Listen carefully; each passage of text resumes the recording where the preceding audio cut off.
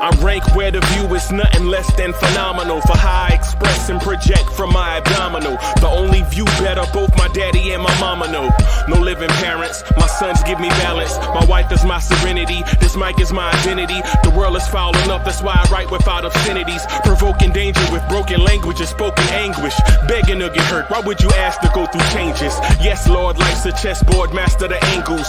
Control the tempo, be the one who holds the info. Acknowledge is just as deadly as machete swings. When spoken, the truth is as potent as that Medellin. While others swear the style is free, I just let it ring. Our time is undervalued, soldiers make us better kings. My fans on my shoulder, reaching after better things. Today I take the shot, for them I'd rather set the screen. My mama told me follow my dreams. My daddy told me get it by any means. Stand tall, make them bow to a king. But I've evolved, you can see the resolve. Look in my eyes when you speaking to God.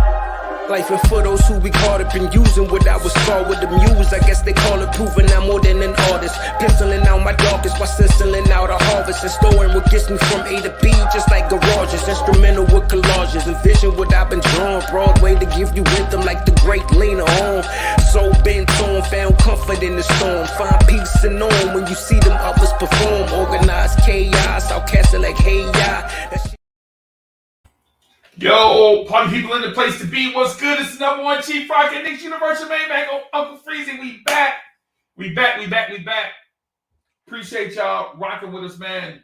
Sorry about the technical difficulties and all of that stuff, bro. We got our people lining up backstage. We're gonna bring them on real quick.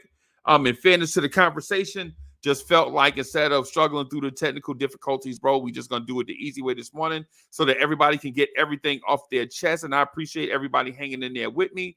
Backstage, we got Mets 2128. We got DSJ.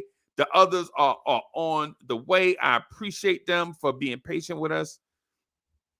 Bro, we got to have this Knicks conversation.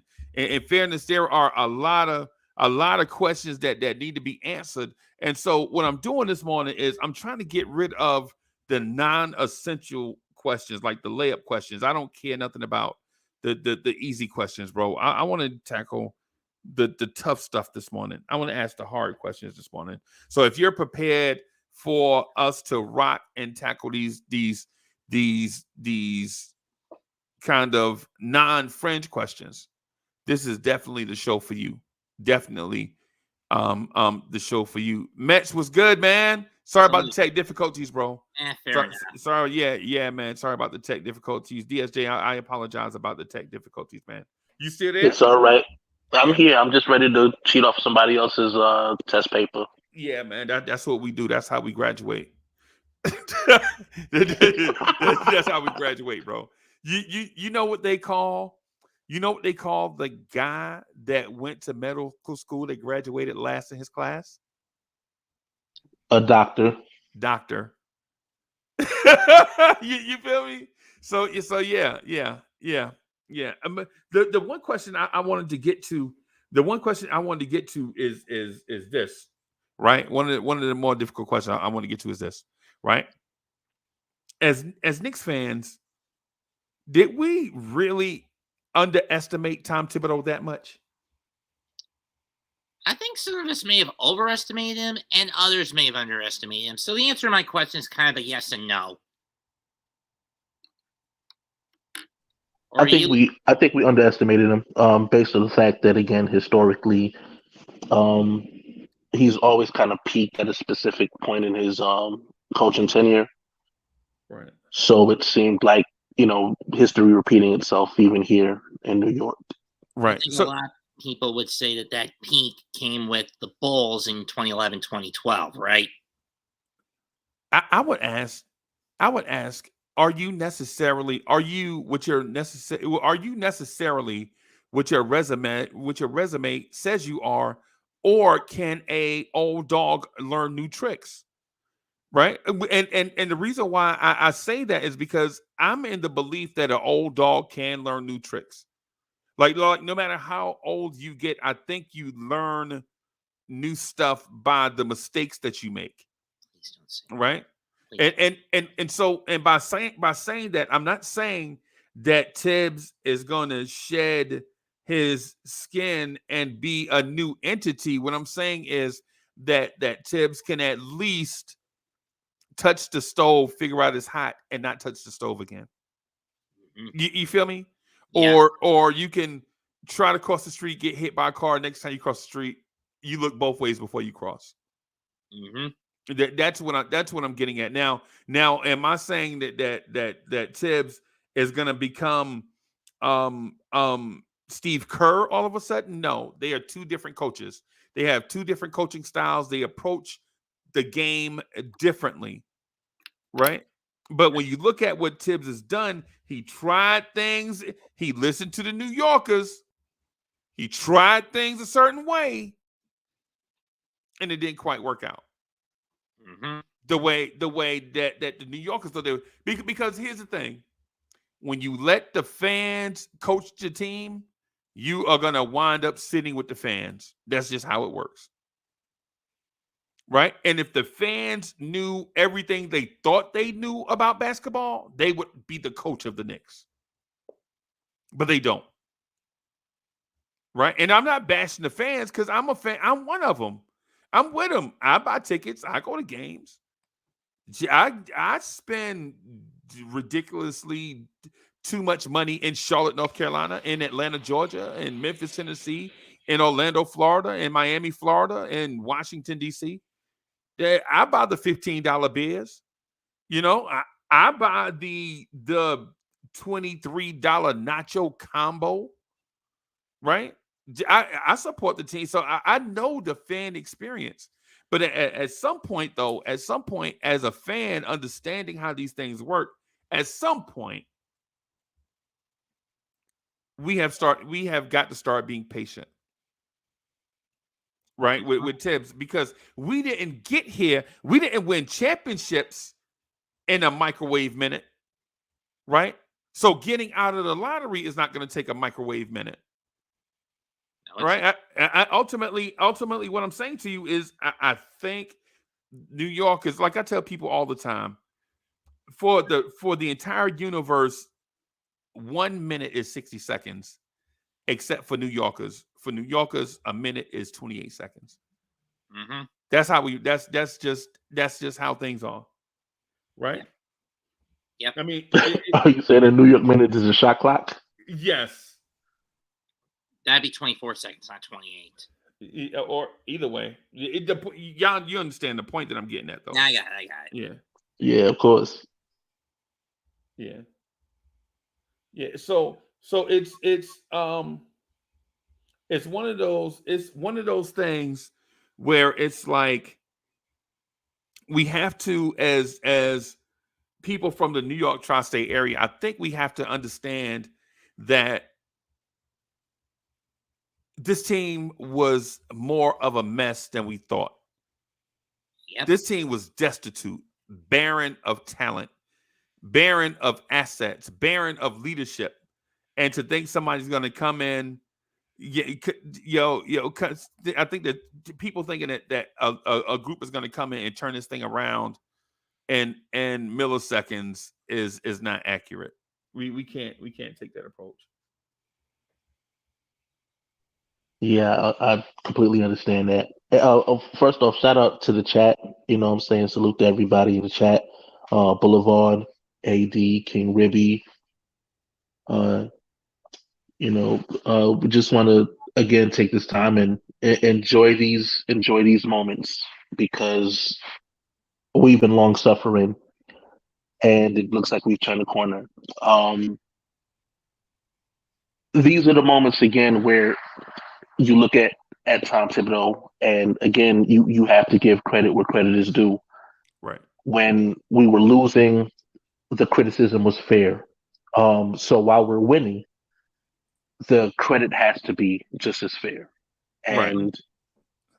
I think under those circumstances, again, there's always going to be trial and error moments as well.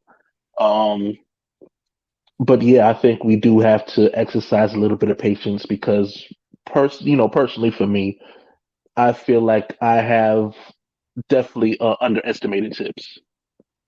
Right. I felt like there were a lot of questions, and based off of the results, it felt fair until the results changed and we started winning and we started competing at a higher level.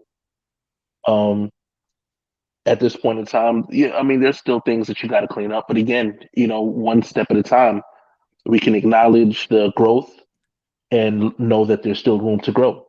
Right. And I think that at this point that should be the mindset of Knicks fans, going forward. Right. And I said all of that, and I took Free Keith's point. Basically, what Free Keith was saying to us for like 2 years is preaching patience. Like the thing about preaching patience though is you have to the reason why DSJ and I are like-minded in a lot of our approaches is because there is a weird communication value system put forth by this front office. It's like they don't talk to you, and then when they talk to you, they pump you sunshine, right? Mm-hmm. But then they go about doing their business, and it's maybe something totally different. Like Free Keith was telling me, like, yo, you got to be patient. They just, all these things, and and blah blah blah. And I get it. But listen, when you tell somebody to be patient, whether it's a child, a adolescent, a young adult, an adult, an older person, you have to explain to them, we're starting at this point, and we're going to end up at this point.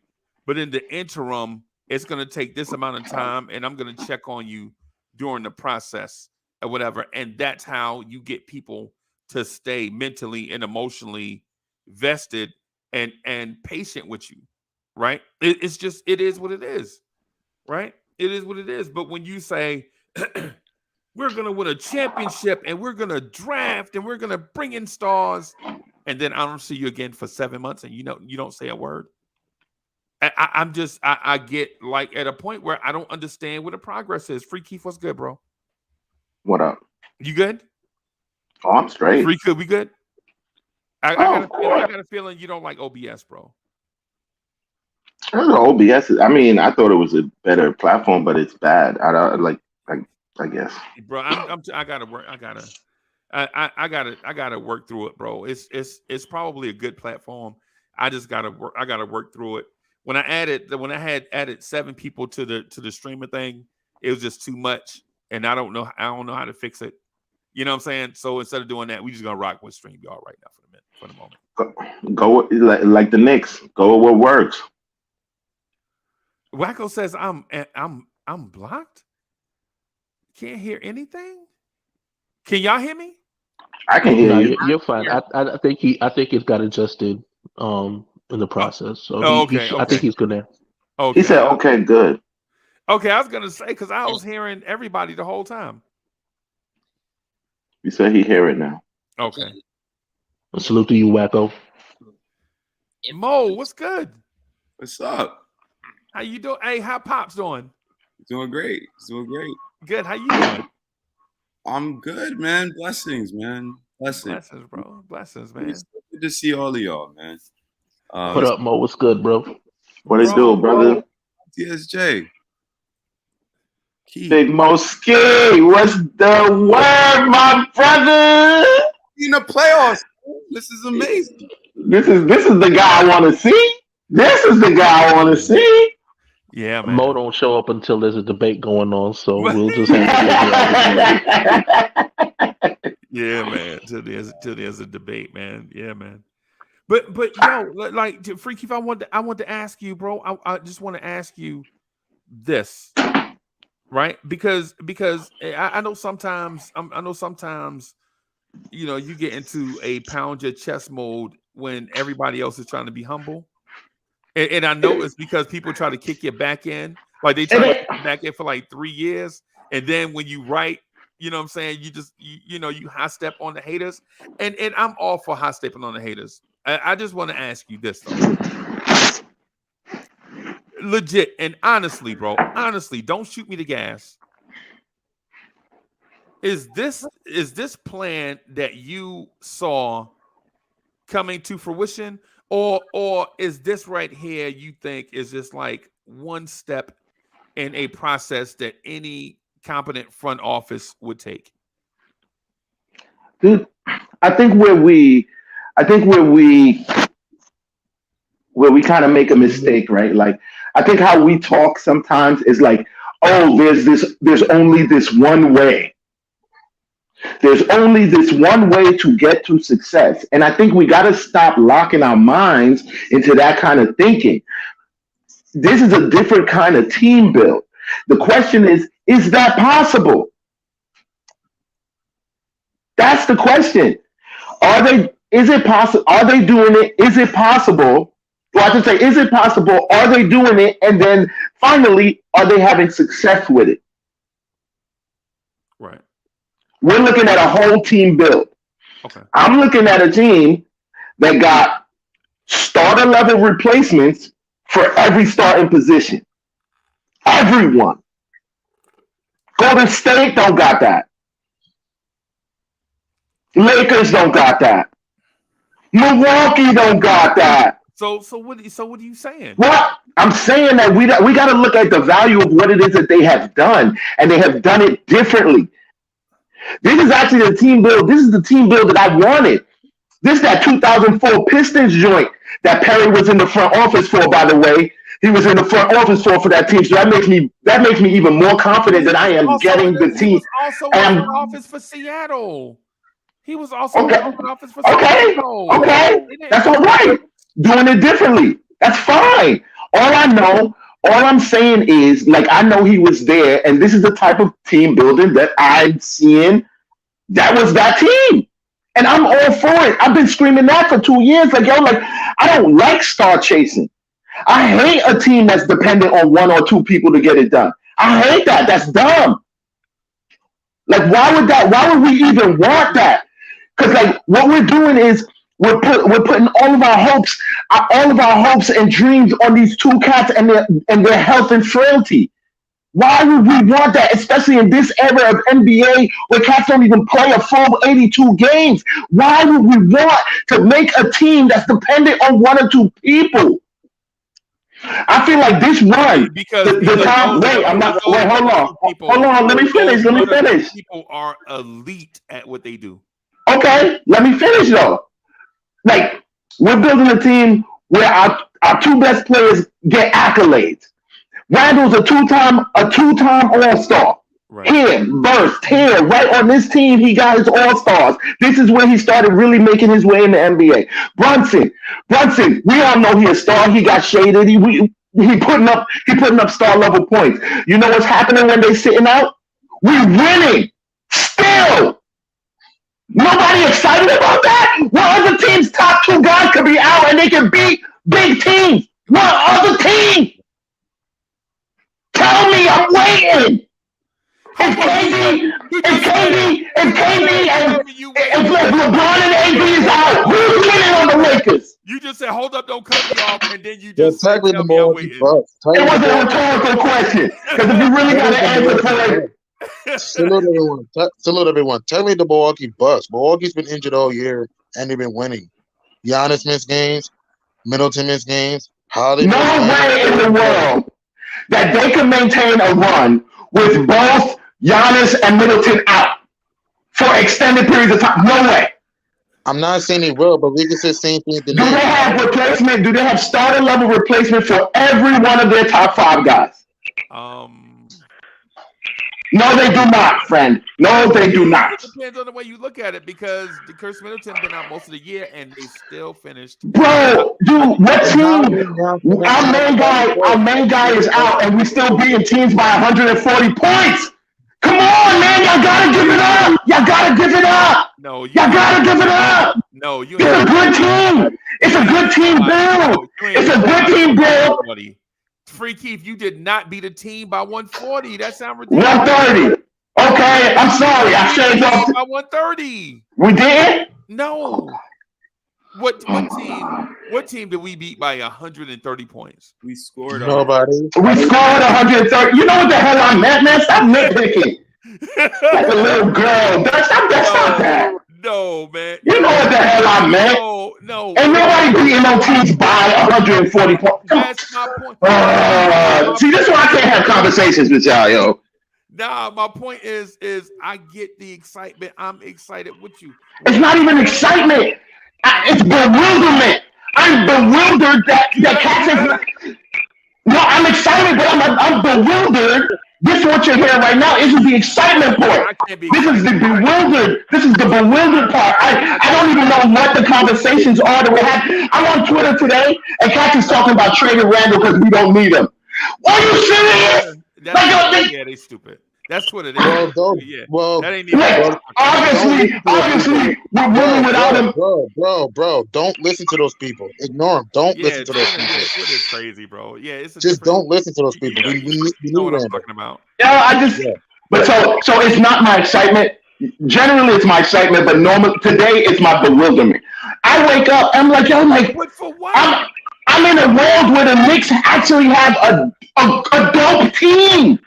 And it's the end of the season. Yes. Right. I haven't woke up into our world in several years, though. Right. Over 10 of them. Right. No doubt. Nobody, big dog, ain't nobody is here. And sustainably good. Sustainably good. The matter of fact, the thumbnail for the original joint is dominant season. Personally, I felt like this is a dominant season.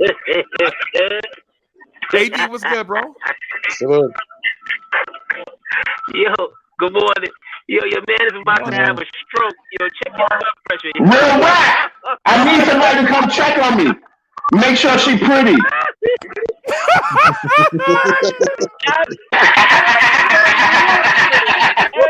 And toes out. 10 toes down. I'm saying. Keith, let me Hey, salute to the kingpin of MSG, Anthony D. What's going on? Hey, Beasley, what's the word? Let me ask you something, Keith. Here come the hate. Now,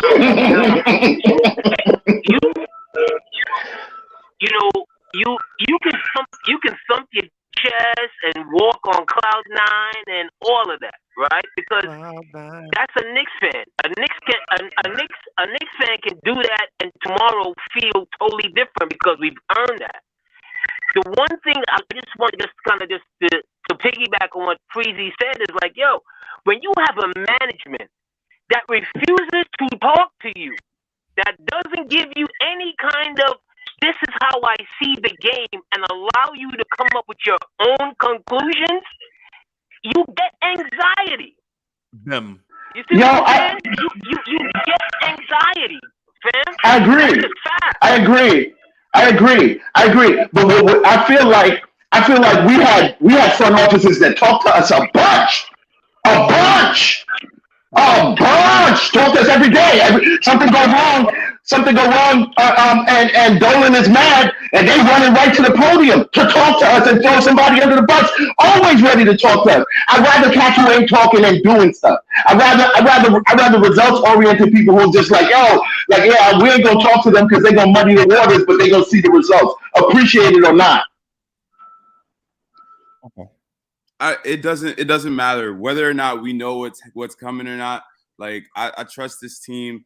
Like the Donovan Mitchell situation this summer, like too much got out and the price went up and we didn't get him. So I feel like, we need to continue to. But what about the people who was mad? What about the people who was mad that we didn't throw everything at them that they wanted for Spider? Or what about those people? They were wrong. They were clearly wrong. I didn't want Mitchell because of how much we were going to cough up to begin with. To me, it was basically going to be deja vu with Melo all over again. We know how bad in hindsight that trade was. I mean, the Melo thing, in my opinion, I could someone The understand that, Melo but trade. Y'all need for me to put I'm gonna put the Melo trade up here on the screen. but I don't. Go I'm ahead, not. go ahead, G Money. Go ahead, G Money. But I'm not mad at the Melo trade. The players we traded didn't pan out. I mean, I understand to help the Knicks, but it's not like Gallinari, Mozgov, Felton, and Chandler were all stars. They're just mediocre talent, though. So I'm not mad at the Melo trade. You know, because even if we did not make that trade, who's to say Melo would have came to New York? We don't know that. He could have changed his mind that summer. We need to consider that, though. Right. Nah, Melo wanted to shine. He wanted that city shine. He was going to come to the Knicks. He was going to come to the Knicks. I understand that, but he could have changed his mind. Players can change their mind. Players can change their mind, though. I mean, remember DeAndre, not to compare Melo to DeAndre Jordan, but remember DeAndre Jordan the summer of 2015? He was on the verge of going to the Mavericks, literally last minute went back to the Clippers. Yeah. Anyone can change their mind in the last minute. So it's not a guarantee he would have came to New York. Bro. He was in Minnesota. You know what Carmelo Anthony want more than any of that stuff? Shots, shot attempts, and money. That's what Melo wants. And shot attempts and money. You never saw it.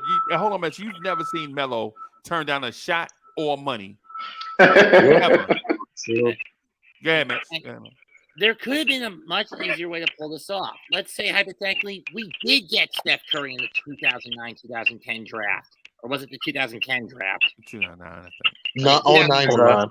We let him go. We have him for a couple of years, and then we entice Melo with playing with Steph, and we get rid of some of those players, not all of them, in a trade that doubles as a cap dump to fill up space for Melo, because we know how much of a contract Steph would have been on the books at the time. But we had no say in that in the Steph joint. He got picked before us. We didn't not pick him. Yeah, but the thing is in the Melo thing, I can't work on ifs or what could have been. Right. So here's the thing, though, man. In the Melo thing, Melo would have been in the Carmelo trade. Steph legit would have been traded to Denver in that thing in your scenario, because Denver was asking them for young talent. The reason why it took so long to execute is because Denver didn't really want just one young player. The Knicks wound up giving up a bunch of young players. And the first 2 years of Steph Curry's career, he was not the dominant NBA player that you see today. He was kind of good. Injury. He would have got traded. He would have been in that trade. Yeah, he would have been in that trade, in my opinion. Maybe he wouldn't have been. Maybe we'd have had a sincere love affair with Steph Curry, but in all likelihood, he would have been a Denver Nugget in my mind. Possible. This is the exercise of what ifs, and why what ifs don't really like you really shouldn't put any anxiety on yourself about what ifs, because you don't know the direction that what if could have taken. Right. That's true. That's true. Really all you have is what is. But was it really justified to get Felton back 2 years later? Not really, especially look what Denver did to Felt. Yeah, Felton was bad in Denver. Denver was a mess. Felton was bad in Denver. That's why I don't mind the Melo trade. That's why I don't mind the trade, because the players we traded didn't pan out. What was Gallinari, Chandler, Mozgov, and Felton after New York? Mozgov had one good playoff run in Cleveland in 2015. Then what did he do? Nothing. Chandler, what did he do after New York? Nothing. Gallinari, what did Gallinari do after New York? Nothing. It wasn't so much. 2021. See, we do a lot of individualizing. You split them apart like they did nothing. Again, I'm gonna point to the 2004 Pistons. Those cats did nothing before they got together. That haphazard bunch of dudes got together. The chemistry of them was so perfect. They ran to a chip, and then what happened after they broke that team up? None of them did anything after. Sometimes it's it's the perfect mix, and it's not so much the people that we lost in the Melo trade. It's the theory of what the trade was. They had no plan. They had no plan to put people around him. So, how are you going to trade out all the guys that made the team good, or at least decent, and then have no plan once you've washed them away for this one dude? Hey, Free Keith, let me That's get. my point. I agree with you on that. Let me get back to the point that Zero. you made about what was said on Twitter, right? Because what the Denver Nuggets do with their assets, even a million years ago, to me, I don't care, right? But let me ask you this though, right? Why would Knicks fans entertain the thought of trading Julius Randle? That's rhetorical, right? That's just rhetoric, Mhm. right? Let Yeah. me say this. Here's my real question, or here's my real statement, right? I think Knicks fans have a weird, bizarro of paranoia that always has them thinking about Murphy's Law, right? Mhm. Like the people on Twitter right now are thinking whatever can go wrong will go wrong. So instead of us going down this road and allowing something bad to happen to this franchise that a lot of bad things have happened to, why not just trade everything away and insulate ourselves from more bad moments and then Free Keith disappear? Dang. Yeah, it's a crazy way of thinking, but it's Yeah. the way we've been conditioned to think. Right. Mhm. At the end of the day, like we have had like as good a season as I could have imagined, as any of us could have imagined, and we're still talking about trading Julius Randle. It's Mhm. definitely a result of PTSD, Right. and just being abused by the New York Knicks franchise. But I think it's like right now we're good, man. Like why are we like I don't know, like why are we stressed right now? I don't get it. Like I don't get it at all. Like even if I mean I want to win, I want to beat Cleveland. Me too.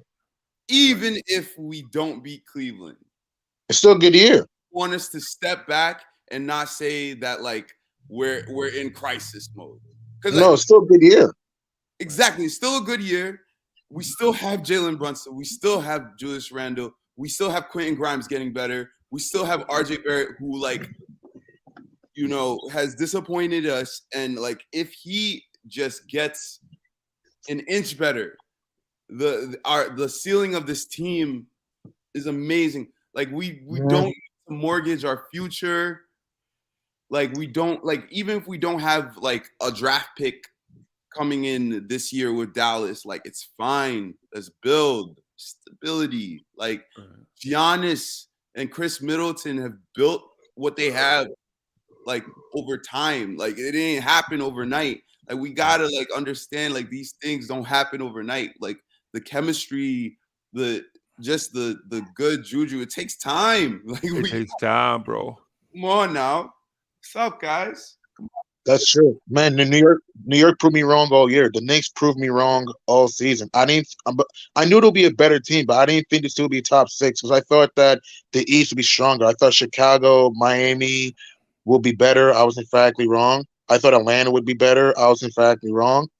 Man, this Knicks team is deep, and you gotta give credit to Tibbs. People saying, "Oh, fire Tibbs, fire Tibbs, fire Tibbs." Let's give Tibbs some sort of credit this year, making the proper adjustments, opening his mind, opening the rotation a little bit, though not a lot. I'm saying a little bit. Also, being better at time management. Tibbs' offense has been better this year. So, and you gotta get the front office credit because last year getting Evan Fournier and Kemba Walker was just wrong and stupid. This year, you see Fournier playing pretty much playing the same amount of minutes as us for the most part, and Kemba not being on the team anymore. So the Knicks are proving me wrong. Tibbs making the proper adjustments, and the players are just playing with unity. Optimus Grimes has just been phenomenal, not only offensively, but and also great defensively. And he's an underrated playmaker himself, and he can fly to the rim. Emmanuel Quigley, you can make a case he's the sixth man of the year. Emmanuel Quigley, I mean, it's arguably the sixth man of the year. Getting to the hoop at will, using his strength, his skill, his mid-range is falling, the dribble drive, the floater, his defense is locked down. He's just been quick. He's been on a Quigley quest this season. You have Jalen Brunson, who the Brunson Burn's been on great, drawing charges, been clutch for us all year, can post in the baseline, had feathery jump shot. He's been even RJ Barrett. He started off slow as molasses, but he's starting to turn things around a little bit though. But and even Julius Randle, our MVP, and even Mitchell Robinson, everyone's pretty much had no piece of the pie. Like Knicks fans should be grateful. Knicks fans, enjoy the ride. Enjoy this. Enjoy this. New York last year. You know what New York Knicks fans were doing? What we were doing last year? Talking about the draft. We were talking about. You know what we were doing last year? We were watching the Price is Right, not even thinking about the playoffs. This year. But this year we're top 6, and not just that, right? There's still an outside chance we can get the 4. I'm not saying we're catching Cleveland for 4. I'm saying there's still a chance we can even get the 4 seed though. Knicks fans, enjoy the carpet ride. I ain't stopping now. Do I think we'll go deep in the playoffs?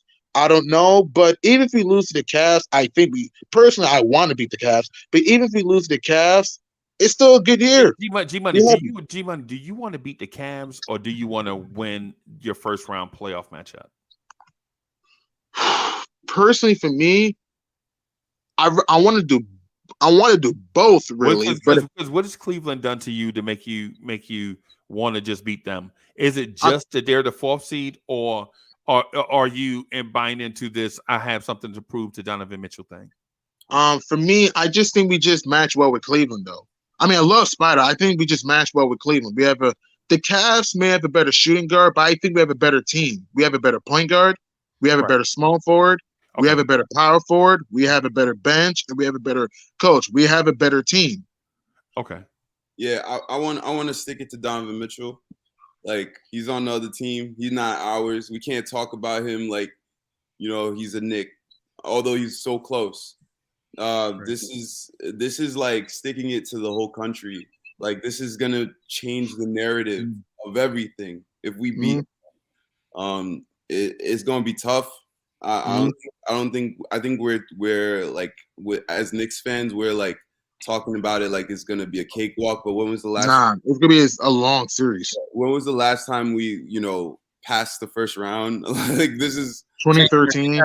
Gonna take a long time. This is gonna take it's gonna take a lot. It's gonna take a lot. It's gonna be a big battle. So Oh yeah.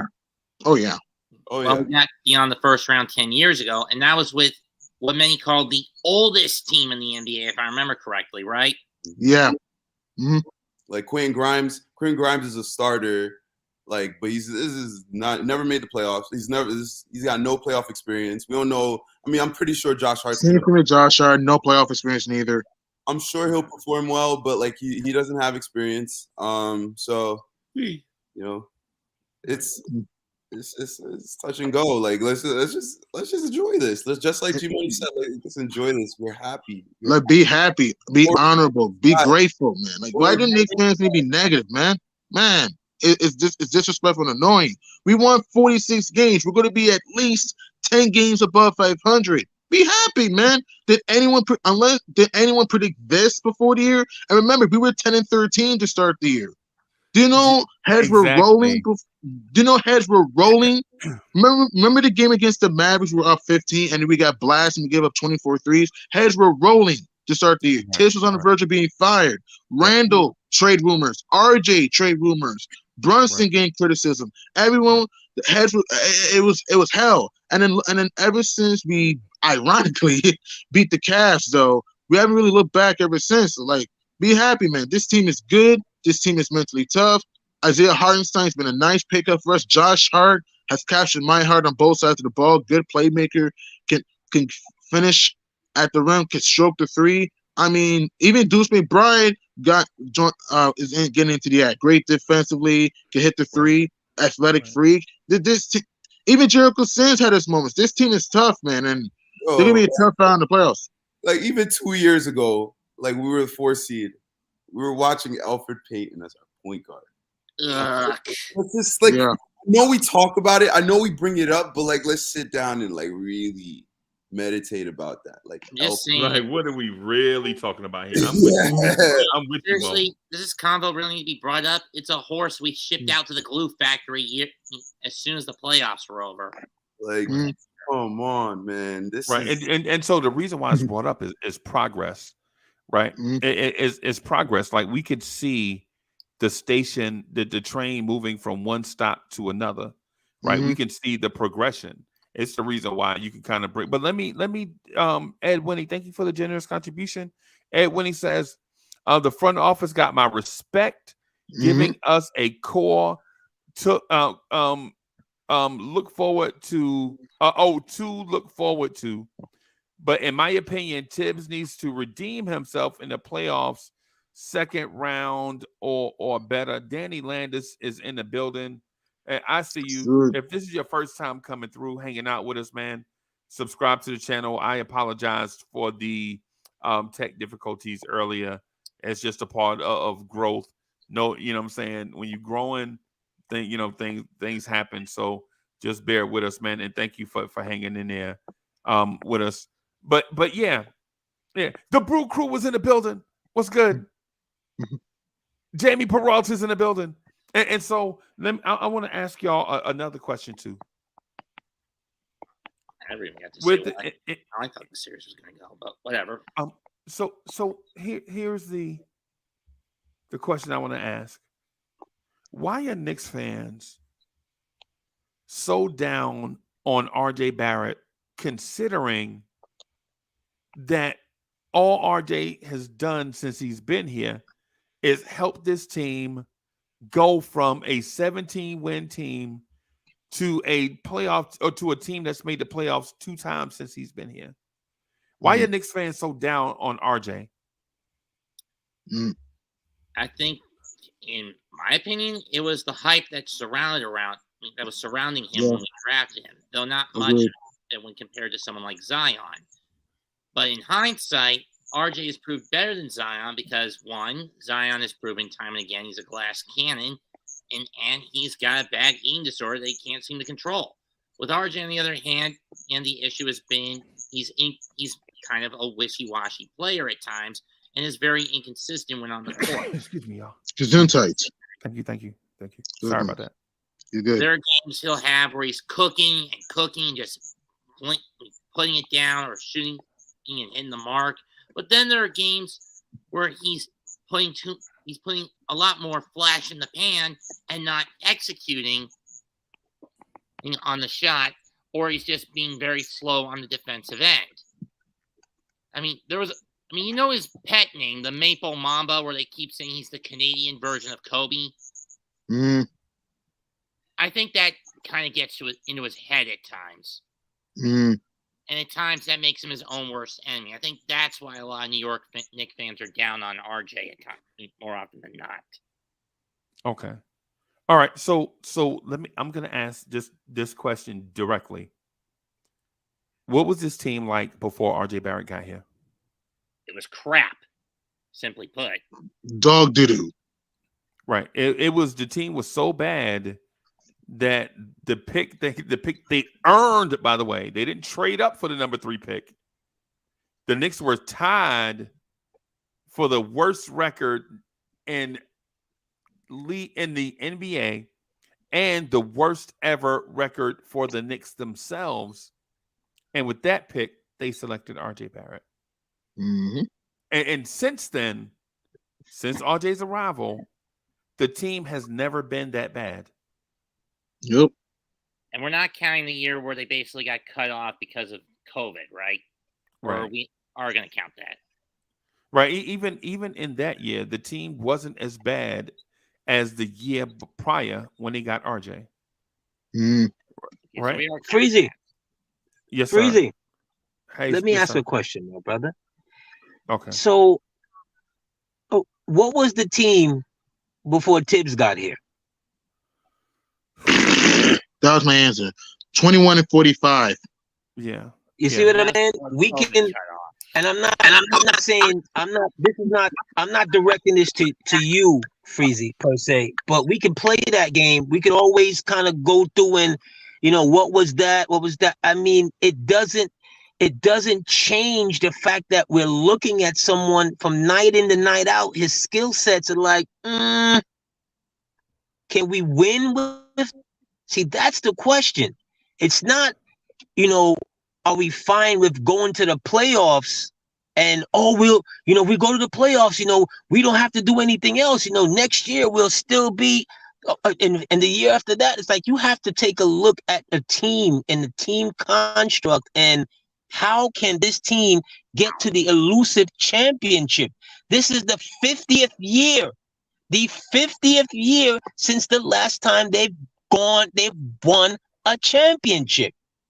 See what I'm saying? Right. There's no knock on RJ. He's averaging 19 points per game. Okay, Right. Great.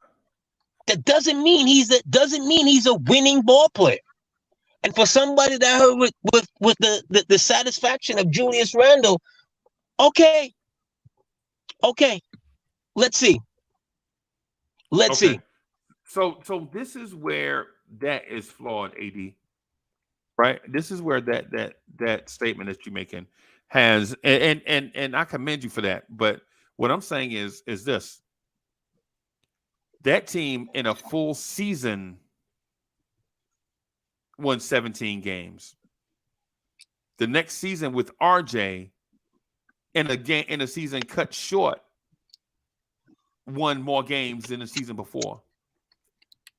Right? So this season with RJ, based on the rate that they were winning games, would have won about 23 games. Or, I'm sorry, 25 games, right? They'd have won 4 more games, right? They'd have probably went 4-12 down the stretch because they were playing winning at a 25% clip. So you add 4 wins to that, right? Mm-hmm. So they'd have won about 25 games. The year before with RJ, they won 17 games in 82 games. So immediately adding RJ improved the team. Mm-hmm. Right? Those are the things that we can't discount. Like everything. Is a number 3 pick, Freezie, is a number 3 pick not supposed to improve the team? Right. A person picked that high? But did it happen? Did it happen? But we also added Julius Randle. Right. Also added Randle. We also added Bobby Portis, But you also added non-winning players. Also, you also added Wayne Ellington. You also added Elfrid Payton, Austin Rivers, Dennis Smith Jr. So for every good player, there's a counterbalance to it, bro. This team was not a winning team. I get you, Mo. But what I'm saying is I know a lot of times we're quick to bash RJ because he's not Jason Tatum or Brandon Ingram. 2 guys also from Duke, also taking high in the draft. He's not Grant Hill. I think Grant Hill's taken number 3 from Duke. Jason Tatum, number 3, taken from Duke. Brandon Ingram, number 2 pick, taken from Duke. Zion, number 1, taken from Duke. We get RJ Barrett, number 3, taken from Duke, and RJ Barrett does not appear to be those guys. He's not Grant Hill. He's not Jason Tatum. He's not Jabari Parker, taking number 2 from Duke, right? RJ Barrett looks like a guy you can get from the rec center, right? Or at the very least, a guy within the top 10 of the draft. Right, something like that, right? But the thing we can't easily dismiss is the RJ Barrett's direct impact on his team going from a laughingstock to respectability. I could point out other Knicks that joined this roster when we were a laughingstock, and we stayed a laughingstock. Gibson. Should I say Frank's name out loud, or should we just co-sign the point? Should I say Kevin Knox's name out loud, or should I just co-sign the point? You know what I'm saying? I understand it, and I understand that the thing with RJ is not dynamic, and he doesn't look dynamic. But I would venture to say that we bash RJ a lot, but we let Obi Toppin get an absolute pass. What do you do? No, we don't. No, we don't. The reason most people give him a pass is because, again, a lot of people get frustrated with how minimum Thibodeau played him. Right. In most cases. That's the reason most people throw Obi a bone and cast RJ as the scapegoat. Exactly. Okay. You get what I mean, Freezie? Right. No doubt. My thing is with the RJ conversation.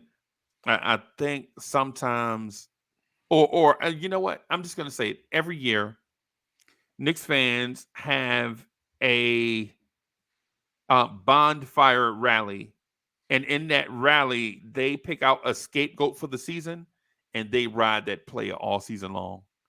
Mo, remember? You know who the scapegoat was last year? Randle. Right, and you know who the scapegoat was 2 years ago when we made the playoffs? Randle. Alfred Payton. Right, and you know who the scapegoat was the year before that? Julius Randle. Is we pick out a scapegoat every year and we ride that player to Or death. a staff member. Or something. We always pick out a scapegoat. Your Free Keith pointed that out to me once that before the season, Knicks fans get together, they pick a scapegoat, and they ride that scapegoat to oblivion. One thing that gives me like some optimism when it comes to RJ is the fact that he has this flair for like the moment, you know, like when we got to game one, that huge game one in 2021, right? The dunk, right? The Bogdanovich. Yes. Yeah. Exactly. Yeah. The 3-point shot against the buzzer against the Celtics. The game winner. Yeah. The game winner. He has the almost 50-point game against Miami on an ESPN game on a Friday night. Yes. Where they still got clobbered. Yeah. So I'm holding out hope that when we get to the playoffs, something's gonna click. And there's not much hope. He's not showing us much right now. He's not giving us much to work with right now. And I want to work with RJ. Like he's homegrown. He's a number 3 pick. He's not Jalen Brunson. He's not Jalen Brown. But I think he could be RJ Barrett. He could be the RJ Barrett that we need him to be. You know what I mean? So yeah. I don't know. We'll see. Okay. Yeah. Now, here's my deal. I mean, going back to that scapegoat list, do you want to go even further than that? Let me run it down. 2018, the scapegoat, in my opinion, was either Chris Stapps or Ntilikina. The former probably more so because of how many times he got injured. I mean, wasn't it Tim Hardaway Jr.? I was KP because of the injuries. No, it was. I think it was Hardaway Jr. because he tried to put the team on his back, and he had terrible shooting. I'll tell you what, Mets. You remember in the game that we lost to Milwaukee, where Porzingis actually tore his ACL. If you remember that game, right? Oh, I know. Man, Tim Hardaway Jr. and Enes Kanter allowed a backdoor to Chris Middleton, right? Mm-hmm. And here's the thing: on the defensive rotation, they pulled Enes Kanter all the way out to almost the perimeter, and Tim Hardaway got backdoored by Chris Middleton with 2 seconds left on the clock. Ouch. And he turned around and he cussed Enes Kanter out like a dog. Where's my rim protection? Wait a minute, dog. Oh, rim protection? It's just you and Chris Middleton. All he did was spit off you and went to the basket and laid it up. I'm pretty sure Giannis cleared Tim Hardaway Jr. in that same game. Like he jumped over him. Yeah, the teabag dunk. Yes. That was nasty. Raunchy. Yes. Oh. Yes. And so ultimately, what I'm getting at is we always we pick out a guy, he's gonna be the scapegoat. And I'm not gonna lie to you, I was totally unfair to Tim Hardaway Jr. because now when you look back at that roster, the backcourt of Courtney Lee, Frank Ntilikina, Damian Dotson, and Tim Hardaway Jr. Where was Tim Hardaway Jr.'s help at? Not existing. He didn't have any. He basically carried the team on his shoulders, and the team was terrible. True. It's the reason why we had to make the Porzingis trade, bro. Mm-hmm. We had to make that trade, man. And of course, the 2014 to 2017 scapegoat was always Jackson. Right. But then again, what was the issue with him? Tunnel vision, commitment to the triangle, and maybe a bit of executive meddling in between. But the fact that he chose to be an executive instead of a coach was the main reason. The fact that he was so minimalistic in approach, nobody liked him. But he told us at the beginning, he was like, "Yeah, I'm too old to coach. I'm not in the condition to coach." He told us that, and the owner hired him anyway to be an executive, which was weird. And to that same time frame that you mentioned, Mets, you know who was the player that we picked out to be the scapegoat during that time? Lance Thomas. You remember, Mo? You remember we blamed him? And that was so unfair. I feel like Lance was the one guy who would like sell out. Like he would really go hard every single game. Right. And it was just for like he was starting. Why you got him starting? He was all terrible. Those years. It was Thomas who was the scapegoat. Lance Thomas was pretty bad. You know who else was a scapegoat for us? Jared Jeffries. Oh man, you remember how much we hated Jared Jeffries? And that's another one. If we had Lance Thomas on The Price is Right, if we had Jared Jeffries on this team right now, I think we'd love him. Yes, we'd love him. Right. I mean, 6'11" wing who could guard the best players in the league all night long. Lance Thomas did that too. Lance Thomas did that too. But he couldn't do it for beans in most cases. Yeah. But Mets, the thing about it though, and chat, I appreciate y'all. Again, I appreciate y'all being patient with me as you know we work through the tech issues we were having earlier. We pick out a player, and it's gonna be this. He's gonna be the scapegoat for all of our anger and ire for all 82 plus games if we're lucky, right? And it has nothing to do with what he does professionally. It all has to do with we're so angry that we are a hot mess that we have to blame somebody for us being a hot mess. It's like I don't know if y'all go to parties and stuff, but when I used to go to parties, every party I used to go to, it used to be a super fine chick at the party. But when things went wrong, she would always blame like the driver. Oh man, my ride is so late. Everything in her life. She got fired from a job. She pissy drunk. Her mom kicked her out. She didn't finish school. She can't point the finger at herself because she thinks she's everything, but is quick to point the finger at somebody else for everything that happened in her life. And that's what Knicks fans do. We can't point the finger at ourselves because we believe we're the mecca of basketball, right? So we pick out one player and have that player carry the weight of the world like Atlas. Mm-hmm. And it's ridiculous. Mm-hmm. Like earlier in the season, I think it was like Isaiah Hartenstein. Isaiah Hartenstein was that scapegoat.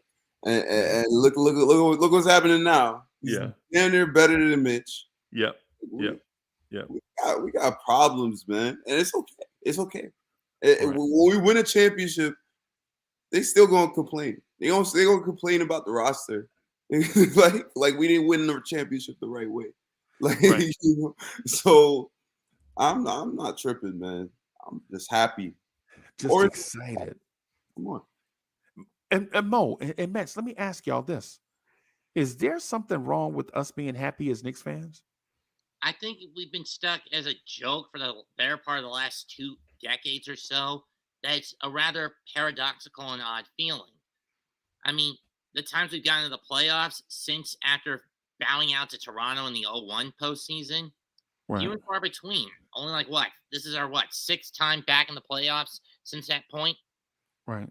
I think the problem is like when we're happy, somebody's gonna talk. Like somebody from the outside of our sphere is gonna say, "Hey, yo, what? Y'all ain't win no championships since 1973. Right. Y'all got all these problems." ESPN is going to talk like when we're doing well, like with the game that Julius Randle got injured. Right. Like we won that game. It was a big game. We won that game, by the way. Yeah. We won that game, by the way. But the headline was Julius Randle is hurt. Right. And so now the Knicks have issues. Oh, same old Knicks, same old Murphy's Law. So that's the problem. Like we listen to that and we internalize it. And so now we're like, oh, every time something good happens, it's like we're thinking about like, oh, what they gonna say, what they gonna say. When really, in actuality, we're in a better position than most teams in the NBA. Like we have assets, we're winning. We have the Garden. We have this, like I don't know why. And Mo, you know what else we have though, and I don't know if Knicks fans realize this, but we also have plenty of time, right? And so I'm not saying push off a championship, but Randle is under contract for the foreseeable future. RJ is under contract for the foreseeable future. Jalen Brunson is under contract for the foreseeable future, right? It's not like these guys are coming towards the end of their contract and one of these guys is going to leave in free agency because you can't sign everybody. Everybody's locked up. Well, we gotta lock up IQ and Josh. Well, yeah, but yeah, I get what you're saying. Like we're in a good spot. But your starters are locked up. Even Mitch. Yep, absolutely. And then the other thing I think that could be, that's the big issue with Knicks fans is who's the biggest mouthpiece for the Knicks that's not named Sheldon Spike Lee? Stephen A. Smith. And what has he done the past decade or so? Ripped the team new a-hole after new a-hole after new a-hole after new a-hole. Right. And whether it's he's chewing up and spitting out Dolan, justifiably so, I might want to point out. Right. Or chewing up and spitting out the players for their behavior on the court, or the incompetence of the coaching staff, or the front office. The blowhard has blasted so much negativity on this franchise. Is it probable for this team to get long-term sustainable hope? Not really. Right. And you know what I noticed too, though, about that? Hey, AD is back. Welcome back, AD. Hey, what I noticed though is that people with high profile things and things to push, I gotta go. They all right. They always have the Knicks in their mouth, right? Like Spike Lee is always having. Now Spike Lee loves Knicks. I'm not gonna lie to you. AD got a scorching hot mic. AD, what's good, bro? Can you hear us? Yes, I can. My bad. Okay. I'm listening, please. Go ahead. Oh, okay. Yeah, what I was gonna say to you is and say to the chat is every time somebody has something to push, like I was like, yo, why is Stephen A coming at the Knicks like that? Come to find out later on in that month, he was releasing a book. Right. So now I'm like, oh, okay, all right. Oh, okay, all right. And then I noticed like Stephen A is always talking about the Cowboys and the Knicks. What do they have in common? Right? What do they have in common? Right? High profile sports entities and things of that sort. And so in order to stay relevant, blah, blah, blah. Right? Yeah, GI is in the building. GI, what's good, bro?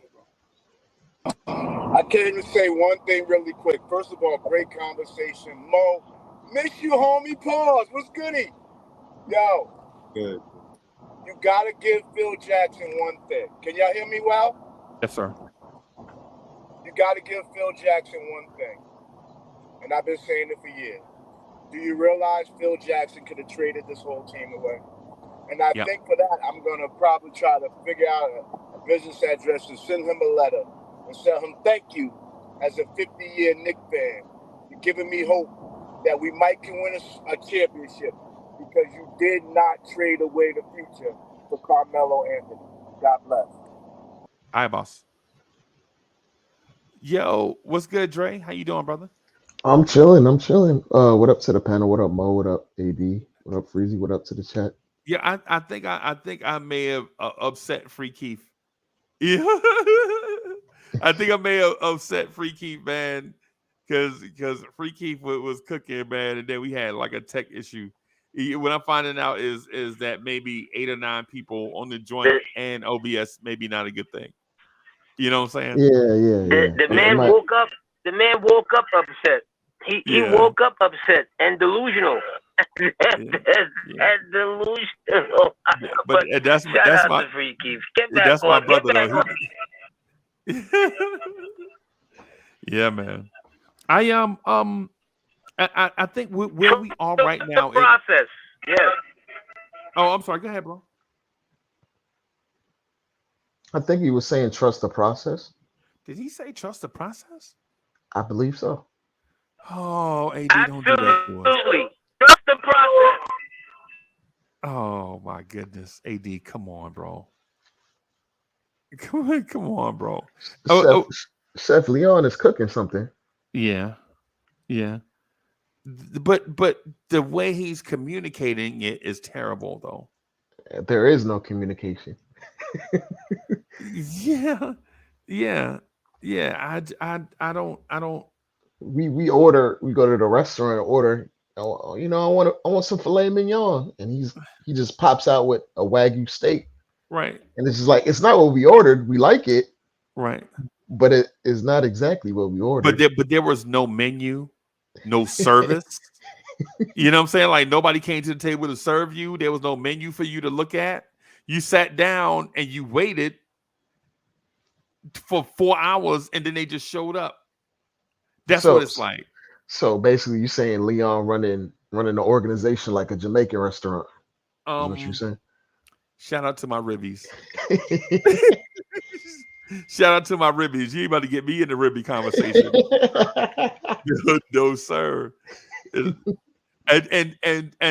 just for the record, just to make everybody laugh, I did the ancestry thing, and come to find out, my people are from Cameroon and Nigeria. So I look like I am the poster boy for Cameroon and Nigeria. Everybody in Nigeria looks like Uncle Freezie all of a sudden. I mean, I don't get it. No, I see it. You look like a few Igbo people I know. Yeah. Yeah. No, Leon Rose is cooking.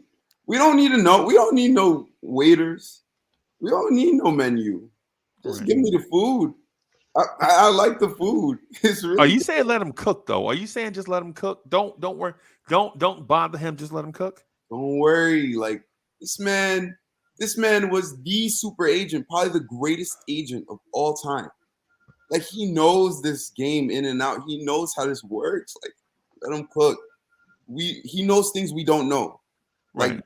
Let's just sit back, enjoy the show. The orange and blue skies are here. I was gonna say, like, not to cut you off, Mo, but maybe at first we thought maybe there was a little bit too many cooks in the kitchen. Right. But Leon Rose may not be the ultimate basketball mind, but he's definitely hired people or kept people along that know what they're doing. Right.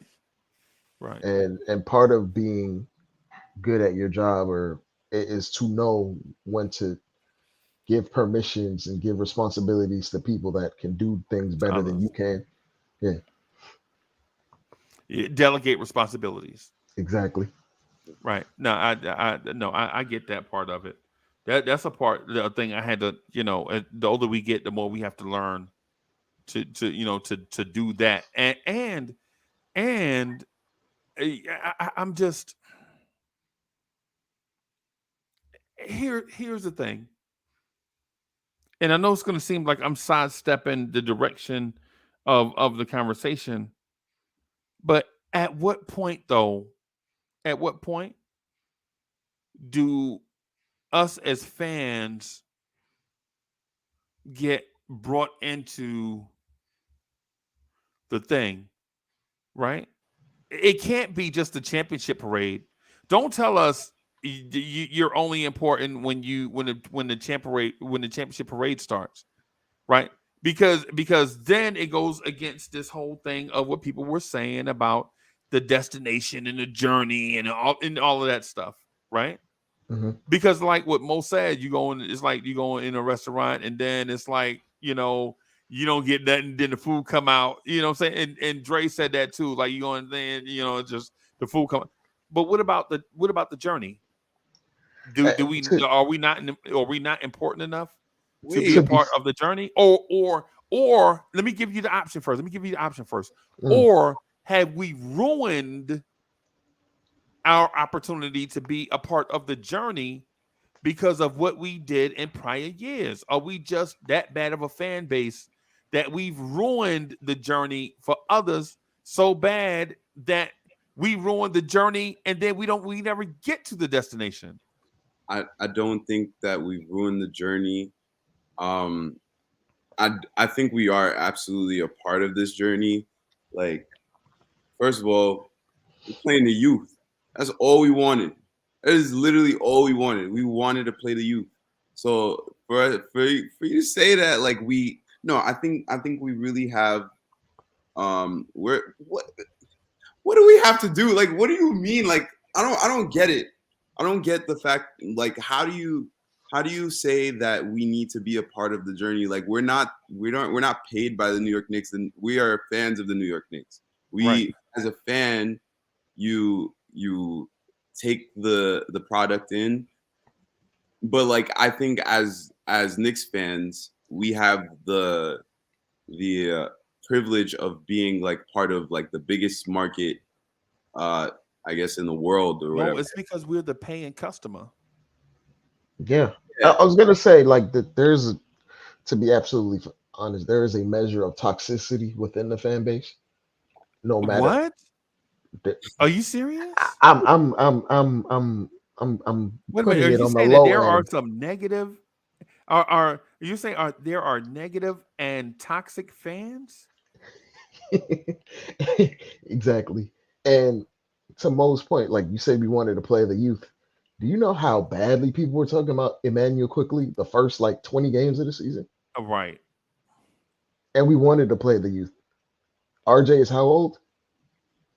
And do you know like the polarizing figure he is within this Knicks community? So like to Freezie's point, if you've ever bought a Knicks ticket, a piece of merch, you're somewhat some kind of shareholder in some respect. So if and it's a business, so if the organization is not upfront about what they're doing, then you have kind of within reason some right to know what the target is, what direction we're going in. They don't have to tell you everything, but up to a certain point, you kind of would like to have some sort of communication or like the exit interviews where front offices and GMs talk to their fan base and that give reassurances. We kind of like don't get that, and it's working for now, but there will be a mesh point. There will be a point where there are expectations, and if we don't meet those expectations, is Leon Rose gonna just waddle around and avoid it still? I don't.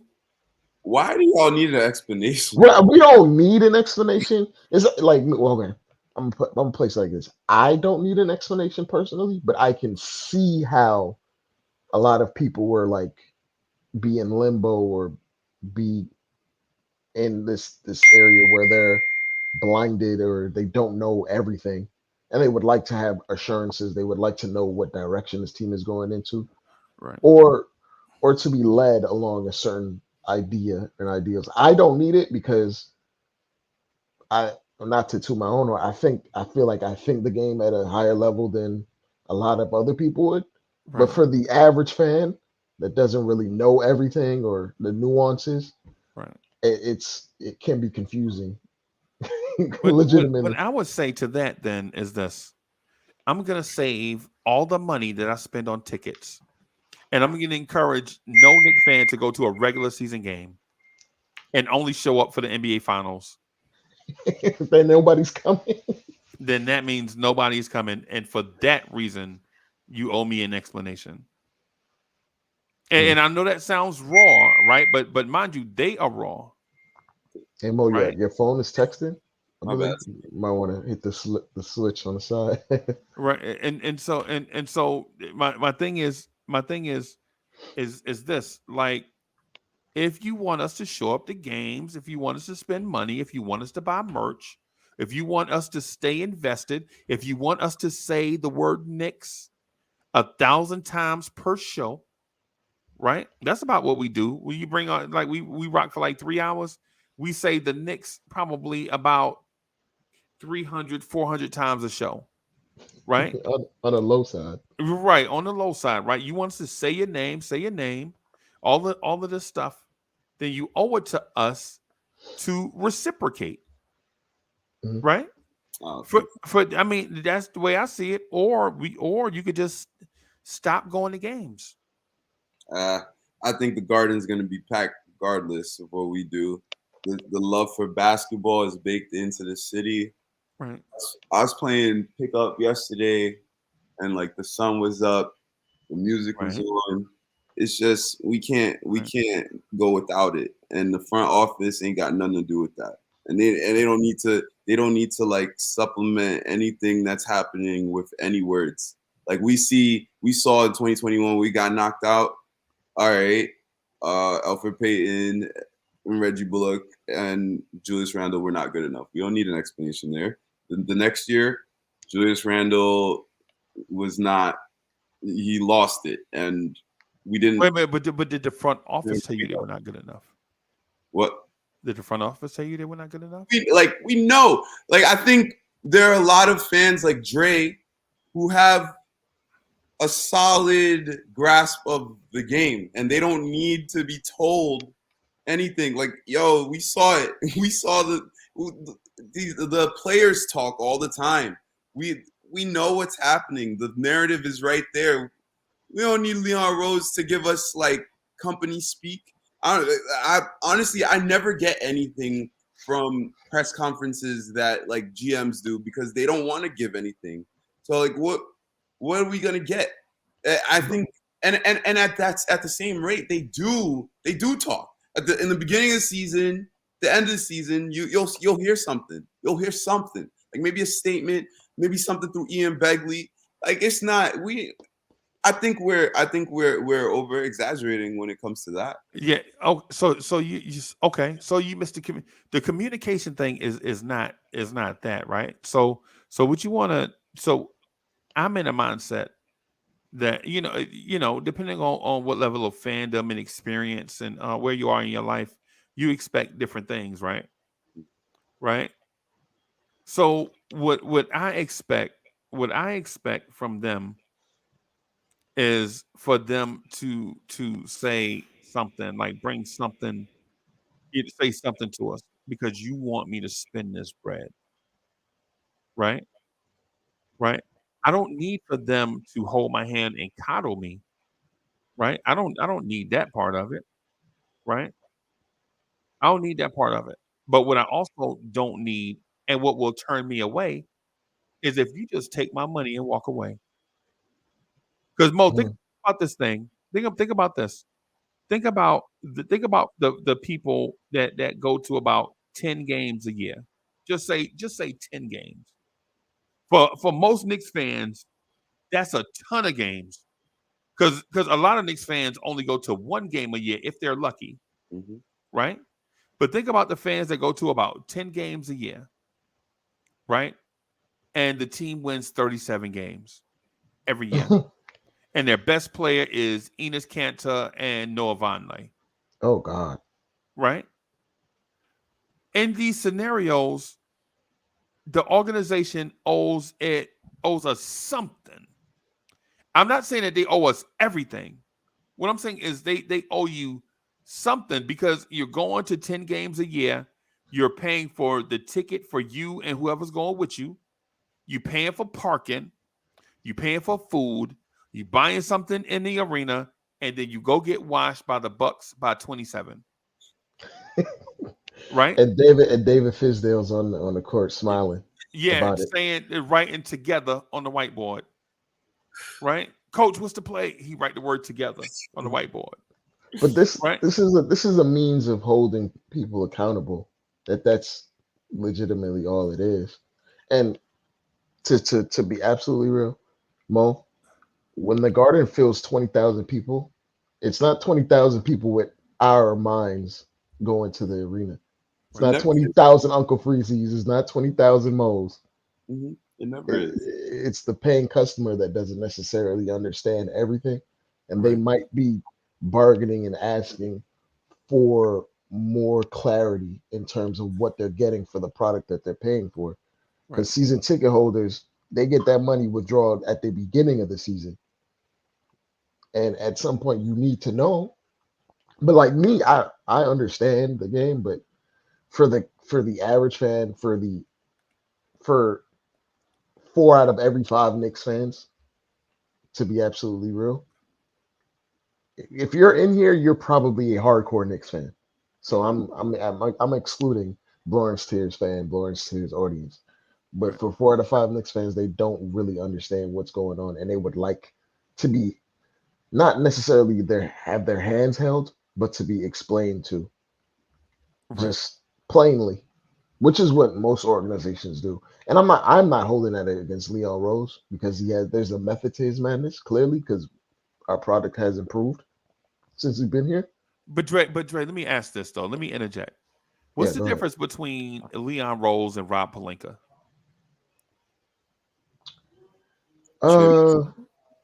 Well, one went to an organization that superstars seem to just fall in their laps. Wait a minute. Okay.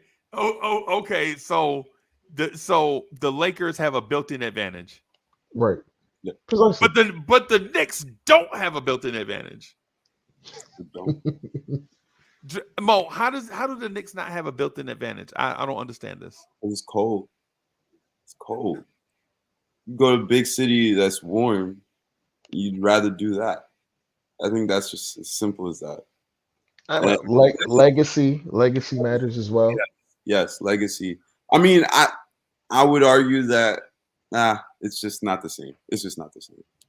It's not the same. The Lakers are the Lakers, and they're in a warm weather city, and they have amazing opportunities for endorsements and all that stuff. So that's what it is. And that's the reason why the Clippers win championships every year too, right? Oh, come on. I'm asking. They play in the same city. They got Kawhi and Paul George, right? And they win championships at the same rate as the Lakers. But like what organization has the second most championships in NBA history? Boston Celtics. Boston. All right.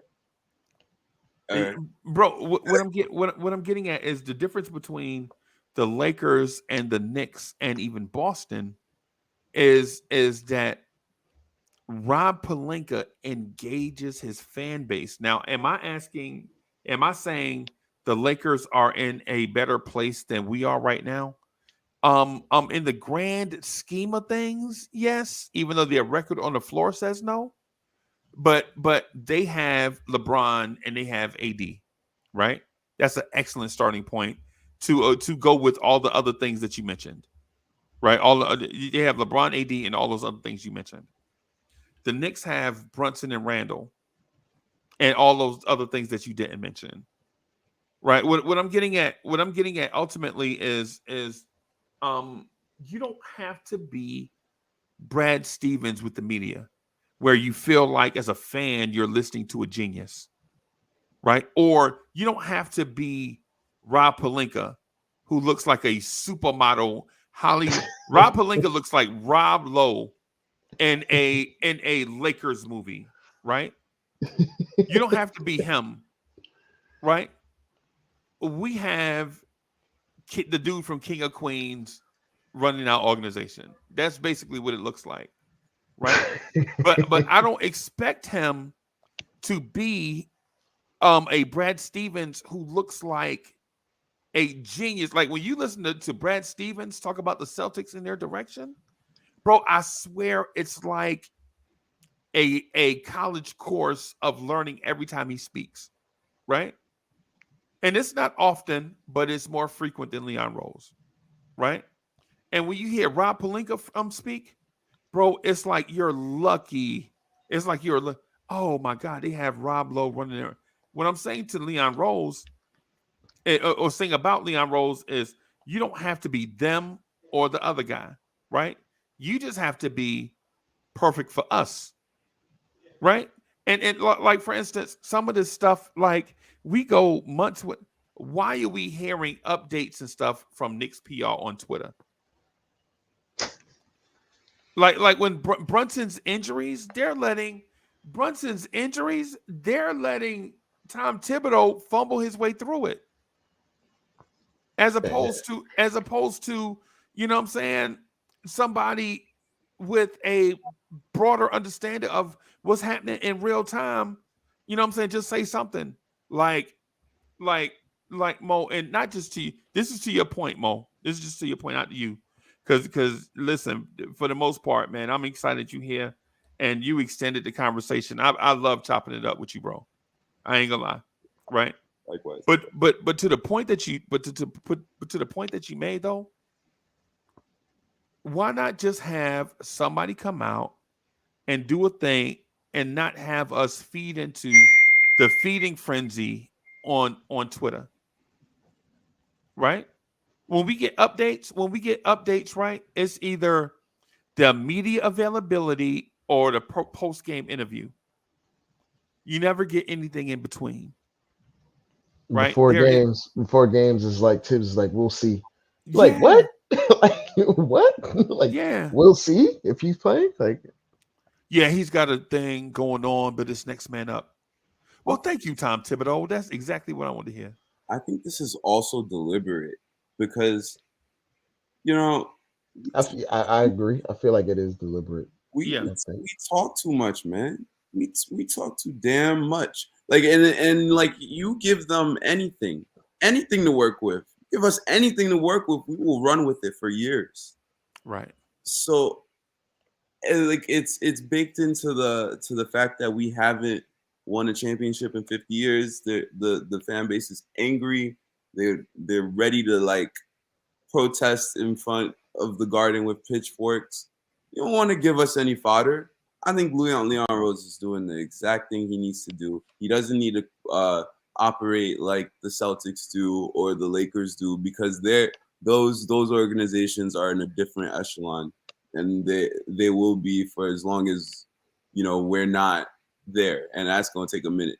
So I think Leon's kudos to him for how he does what he does. Right. In my opinion. Right. What I was saying, and it goes down to Tom too. Tom's like, I don't need to know nothing. Like, right. Well, Tom Thibodeau is that way anyway. It's curmudgeons. It's curmudgeons that are teamed up. All of them are curmudgeons, bro. That's what they are. Leon Rose, he is not savvy with the public, bro. If you've ever seen him speak publicly, he looks like Kevin James speaking publicly. You know what I'm saying? And don't knock on him because everybody, for instance, Mo has it down pat, right? Like Mo has it down pat and has had it down pat from day one. Like Mo can speak publicly, right? But others that may come on, they don't necessarily have like the public speaking and the confidence to do it, knowing that the entire world, everybody that uses Google applications can watch this thing. That's 2 billion users per day, right? They use Google products, right? They have access to this live stream. Sometimes that's intimidating to people, right? And so they don't, most sit in front of here like, yeah, man, it's just another walk in the park, right? Leon Rose, when those flash bulbs start thing and that red light go on and it's all the pregame, the pre-joint music come on, Leon Rose be fidgety, sliding the paper on the desk. And you remember the thing he did with Alan Hahn at the beginning of the season? It was with Mike Breen. Was it Alan or was it Mike Breen? Hahn. Because he had a Mike Breen one last year, and then he had the Alan Hahn one. And if you watched it, there were so many jump cuts and edits. Right. Yeah. It was so many jump cuts and edits. You could tell he was. You could tell he's just uncomfortable. Yeah. And it's just not his thing. Yeah. I mean, and if it's not your thing, you could just leave crumbs here and there in terms of communication and like, how certain organizations they might leave statements, straight statements in terms of how they feel Right. or the direction, Right. which he could always do. He doesn't necessarily have to be a speaker in front of a camera, Right. but we don't even do that. Right. And so you could tell with the Mike Green interview that those questions were very, very planned and orchestrated so that Yeah, Leon softball questions. yeah, and my thing is there's nothing wrong with that. And if Leon is not the guy to speak, I would feel comfortable with having somebody else come up and speak or say something, right? The thing is we can't blame Twitter for being a feeding frenzy when you throw blood in the water on Twitter. That enhances the feeding frenzy. That's our place. Twitter is Knicks fans' place, right? And then there's also YouTube, right? But Leon, what I would say is this: for small stuff, All-Star break, All-Star break, we're like, hey man, it's halfway through the season. Can you just stop by and say hello? Leon Rose just happened to be walking by Rebecca Hall. Leon, hey, can I grab you for a second? Leon, sure. I'm headed somewhere. And Leon, like, yeah, I'm glad where we are with the season. The team is making progress. Hey, Knicks fans, good season. And then keep on trucking. Right? But when we go to these games, Mo, this is one of the things I was going to say. When we go to the games, guess what? When we see the Knicks front office, we like, hey, Perry. Like, Perry will legit be about from you to say your TV is right now, or maybe your coffee table is right now. Yeah. That's how I was that close to Scott Perry. And I was like, hey, Mr. Perry. He ain't say nothing to me. And I was like, I call this dude Mr. for nothing. Is what I'm thinking. You mother, you know what I'm saying? I'm like, yo, what a light skin love at, bro. You know it ain't nothing but like 5 of us that still exist. And you couldn't even speak. He couldn't even give you the black man head nod. You know. Yo, I will say Worldwide West. I would say Worldwide West when you see him and you shout his name out, he'll wave. Yeah. Wes is a people person. Al Houston is a people person as well. I saw him too. I was like, yo, it's H2O. He turned over. He was like, yo. And then he turned around and do his thing. You know what I'm saying? But for the execs that like you just want just a little, you know what I'm saying, a little acknowledgement from. These dudes is like, nah, I ain't got time. And for dudes for dudes like us that'll get in a car and drive all the way to drive 6 hours to Washington D.C. and sit right behind them and pay them tickets, bro. The last time I went to D.C., the ticket was $887 plus tax. Sheesh. I was sitting behind them, $887, bro, and I drove to D.C., bro. You know what I'm saying? And so I get there, I'm like, yo, Leon. He ain't pay me no attention. And so in that 6-hour ride back home, I was like, when I get back to the next morning drive, I'm going to bash the hell out of him. You know what I'm saying? Because, yo, I'm a paying customer. And I hate to sound like Stan. I hate to have the girl singing, the tea is gone cold, wondering why. And I don't want to be that person. You know what I'm saying? But what I'm saying is, for me, think about if I paid that and then I had somebody with me, right? I paid that and I had somebody with me. I put that on the car. It took me 3 months to pay that off, right? And so it's like, you know, when you get to, you like, yo, as Knicks fans, and then in that season, Mo, we won 37 games. Oh my God. You know what I'm saying? Yeah. So I'm like, bro, you know what I'm saying? You can't even at the All-Star break just come and just stand there with Rebecca for like 20 seconds and like, hey, Knicks fans, man, super excited, you know, blah, blah, blah. No, but this is the case in point. Like, you're telling everyone right now about your interaction with Scott Perry. So imagine if Scott had told you something, anything, you would have told all of us about it, and we would have made a rouse about it. You know, like I think it's or you know what he could have did? He could have just took a picture with me, and I could have put it on Blorange Tears. Hey, y'all, look who I ran into at the game. Right? Right? I mean, a picture with my phone, not his. How much would that have cost him to take a picture with my phone? It don't change nothing. I think at the end of the day, what are we going to talk about? Performance of the team. Did we win or lose? Like, that's it. Bing bong. That's it. No, yeah. Ultimately, what I'm getting at, man, is you don't have. For instance, I think Rob Pelinka and Brad Stevens get it perfect. I think the cat from Oklahoma City, the cat from Oklahoma City, I keep forgetting his name, but he connect with the fans. They was playing a joint. Sam Presti. Yeah, they were playing a joint in the arena. Sam Presti walking out. They were playing a joint, and the fans see him. He was like, "Yo, I can't believe they playing my joint. I love A Tribe Called Quest." This is what Sam Presti said. Right? He didn't say nothing basketball related, bro. Nothing basketball related. Sometimes you want to see if these people are actually human. Because if they behave in a way that is anti-human, it's just like they're stoic and like no facial reaction, no nothing. It's just like you don't even know if he exists.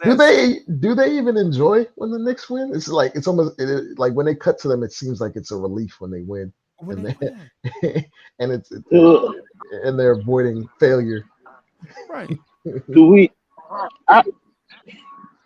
To me, I feel like they have really nothing to offer us, like, but corporate-esque speak. I'm only interested in the cats on the court and the coach. That's it. Like, when for them to say that, like, oh, I feel funny because they don't speak, they don't say hi. I don't know. Like, it just it fails to wrangle my feathers. Right. That's good. That's because you're a celebrity, though. You Free Keith, bro. You're a celebrity. You know what I'm saying? For cats like me, I don't have that, bro. I don't have none of that, man. When that's the face Scott Perry gave you, Freezie, right there. Yeah. But bro, I legit. And I'm not saying that I'm a fanboy. I might be too old for that, but Hoodie Cav, were you with us when Spud Webb sat beside us? I mean, not Spud Webb, but Muggsy Bogues. No, it's not. Oh, okay. So Stafford Don, Stafford Don, and Muggsy Bogues are sitting on a row together, and I have the Blorange Tears Debate League Championship belt on my shoulder, and Muggsy Bogues is like, "Yo, what's that, boss? You the champ?" I'm like, "No, I'm not the champ, but we do a debate league on YouTube. We get on there and we debate and all this stuff." And he's like, "Y'all debate about what?" And I'm like, "Knicks topics, bro. I have a Knicks channel." And he legit was like, "Yo, what is it?" And he pulled it up on his phone and he looked at Blorange Tears. He was like, "Yo, for real? This is what y'all do?" Yes.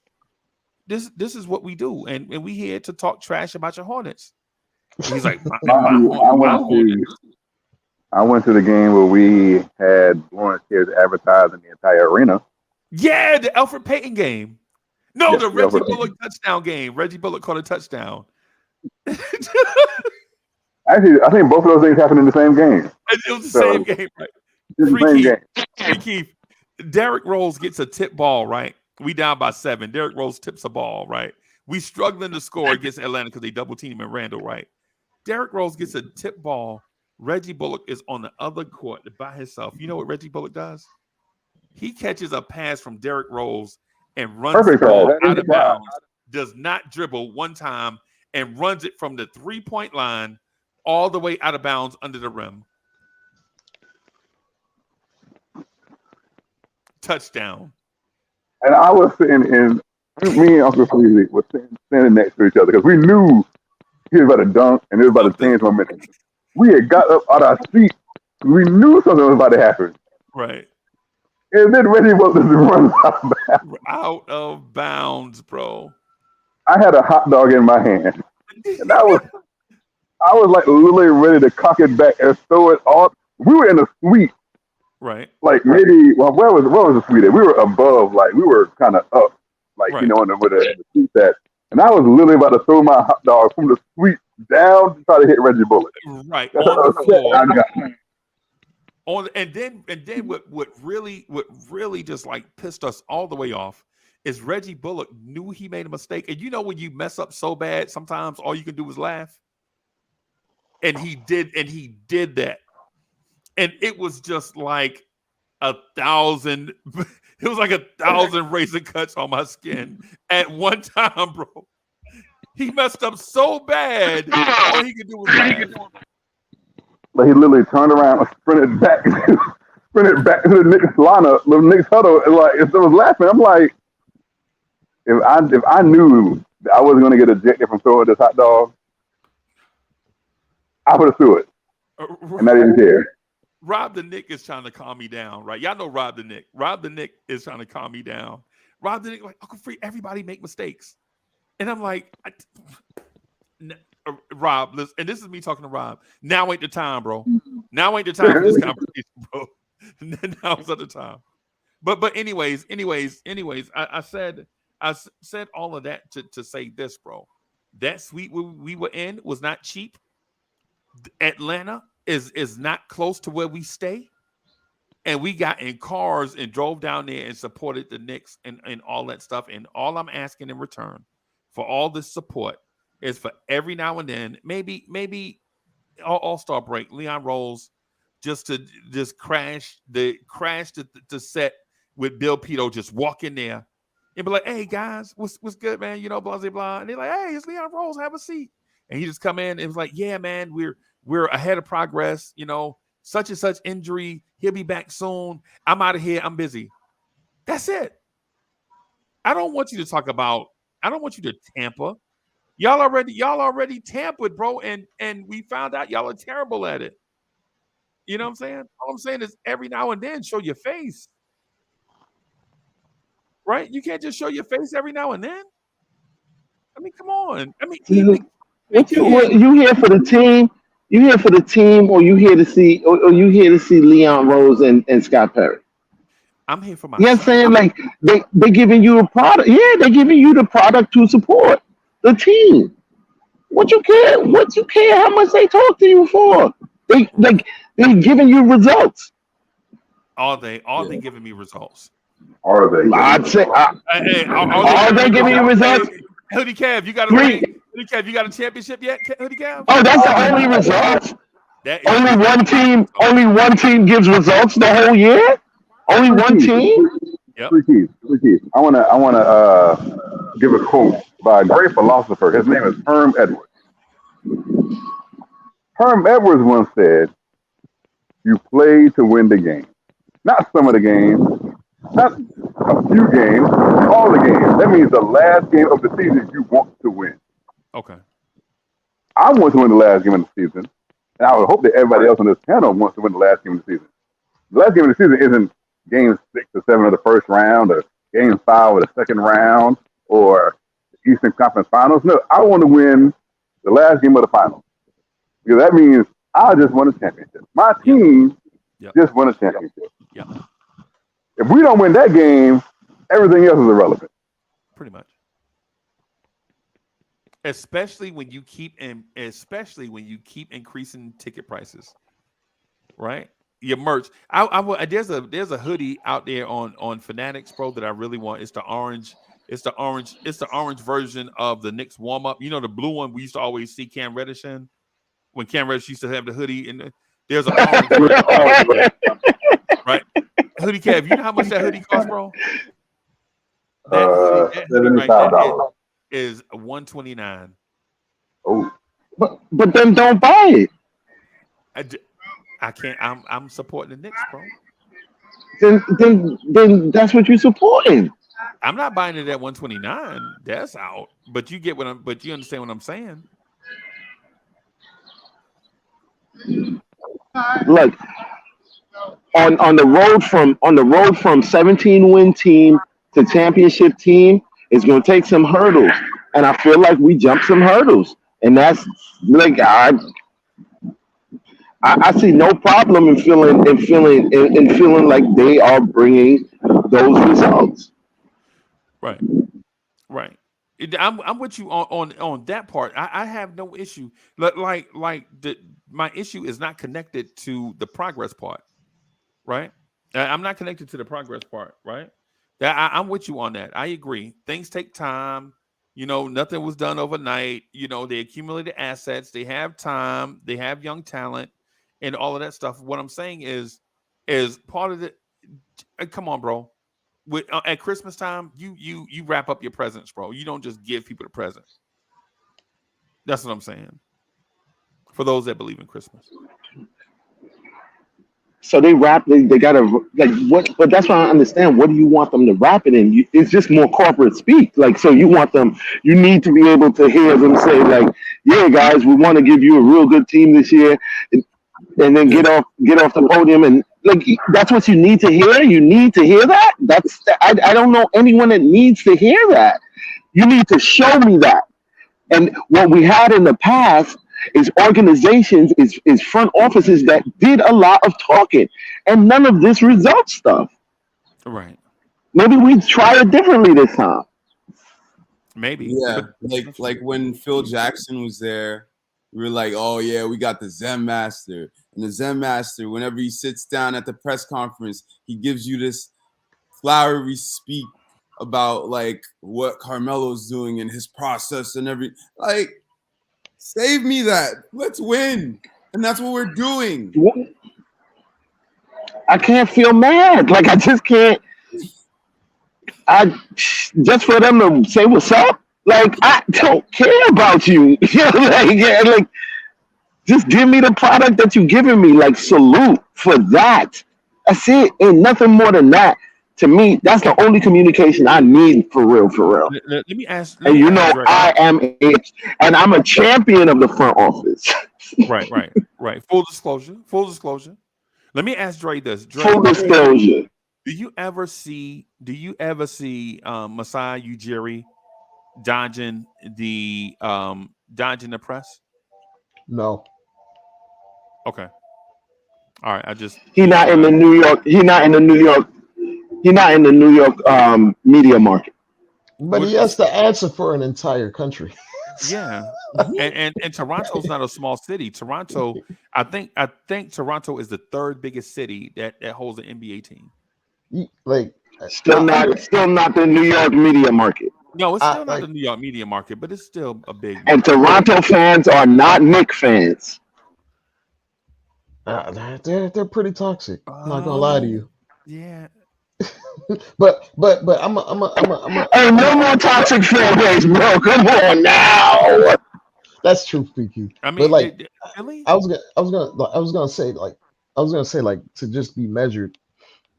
You can't really treat you can't have the same expectations for the guy that runs your NBA franchise as an Uber driver. Like you can't just come in and just not say something and he's gonna take you where you need to go and not say anything. Like there has to be some measure of communication. I'm not going to jump out the window and say they have to hold my hand every step of the way. Like I'm not even the one that needs it. It's more so the casual fan or the average fan that more than me. If I'm not and Freezie apparently. Didn't Leon Rose do like an entire season about addressing anything? A season and a half, or I don't know how long he went. How long about addressing? Matter of fact, he got hired. He got hired and didn't do a presser for it. Like he got hired, didn't do a press conference. Well, that was some of the stuff that we said initially that we liked, and that's wild. That now it's a problem. Who is we? Is it James Bond? What? Dude, when they first came in, fans was loving the fact that they not talking to fans and media and this, that, and the other. Like that was looked at as a good thing. That they was gonna go about their business without these distractions. I didn't know that the Knicks front office was the second version of the CIA. Wow. I saw All that mafia dog, all that mafia don stuff talk. What are you talking about? Are you serious? Discretion. There's something I that want to be said about discretion. Discretion is key. Like if you don't practice that, and you're like, especially in competition, everybody gunning for the Knicks. Even when they whack, everybody's gunning for the Knicks. Everybody wants who the Knicks want. Like, no, I don't want to give anything away. okay. Hold on. So let me ask you something, Mo. If I was Leon Rose and I came to a press conference and said, there's a new chapter in Knicks history. Our goal is to win, and we're going to do our very best to put the best product on the court for our fans. If he had just said that, he's been said that. No, he didn't say that. He just said he didn't run a year and a half without talking to anyone. So obviously, he didn't do that. We have Jalen. He did say that. Bro, on the first day of the season, the captain goes to the center court and says that. What more do you? I don't really want to listen to Leon Rose talk. I want to see him deal for Josh Hart. I want to see him go and get somebody better than RJ Barrett if RJ Barrett isn't performing. I want results. I don't want words. This is New York. You preaching. Like, ain't no time. Here's my thing: is what is the result that Leon Rose has? What is it? Season 3, season 4? 2 years out of Is 3 this years. season, Are you serious? This is the 4th season of Leon Rose, right? No. This is third full season. Stop it. Third full season. Now. Third full season. Okay. This is third full season. We have a 4th seed and a 5th seed here. Like, what are we talking about? What are we talking about here? We got a 2-time All-Star. We got a one who obviously got snubbed for All-Star, but playing like a superstar. We got that. Like, we got developed youth that we have re-signed. No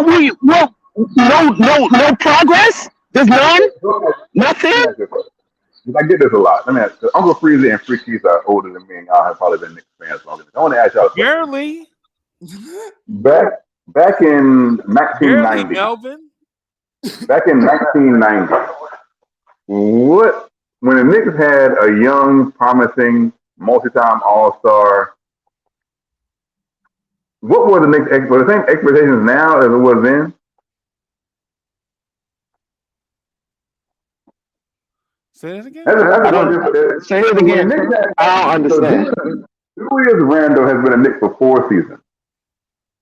For 4 seasons, he's been a New York Knicks. And y'all are saying all these accolades. Oh, he's an all-NBA player, an all-star, this, that, and this, and that.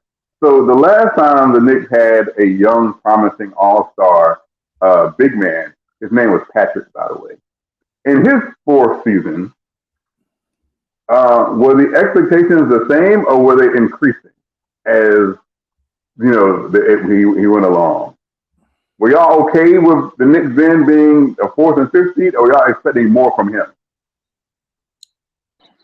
I think you're asking a bunch of different questions. That's not the most. No. I want to know. Being able to see progress, being able to identify progress is not the same as saying that we are all the way there. That's like saying that we were supposed to go from a 17-win team to a championship team. No, but I recognize the progress. Do you not recognize the progress towards that end? The Knicks in 1980. Oh my God. This is what I want to know, because y'all just said they didn't go from a 17-win team to whenever. In 1985, the New York Knicks had the #1 pick, which means they were pretty bad, right? I'm just saying they were pretty bad, right? We wasn't good. But Hold on one second.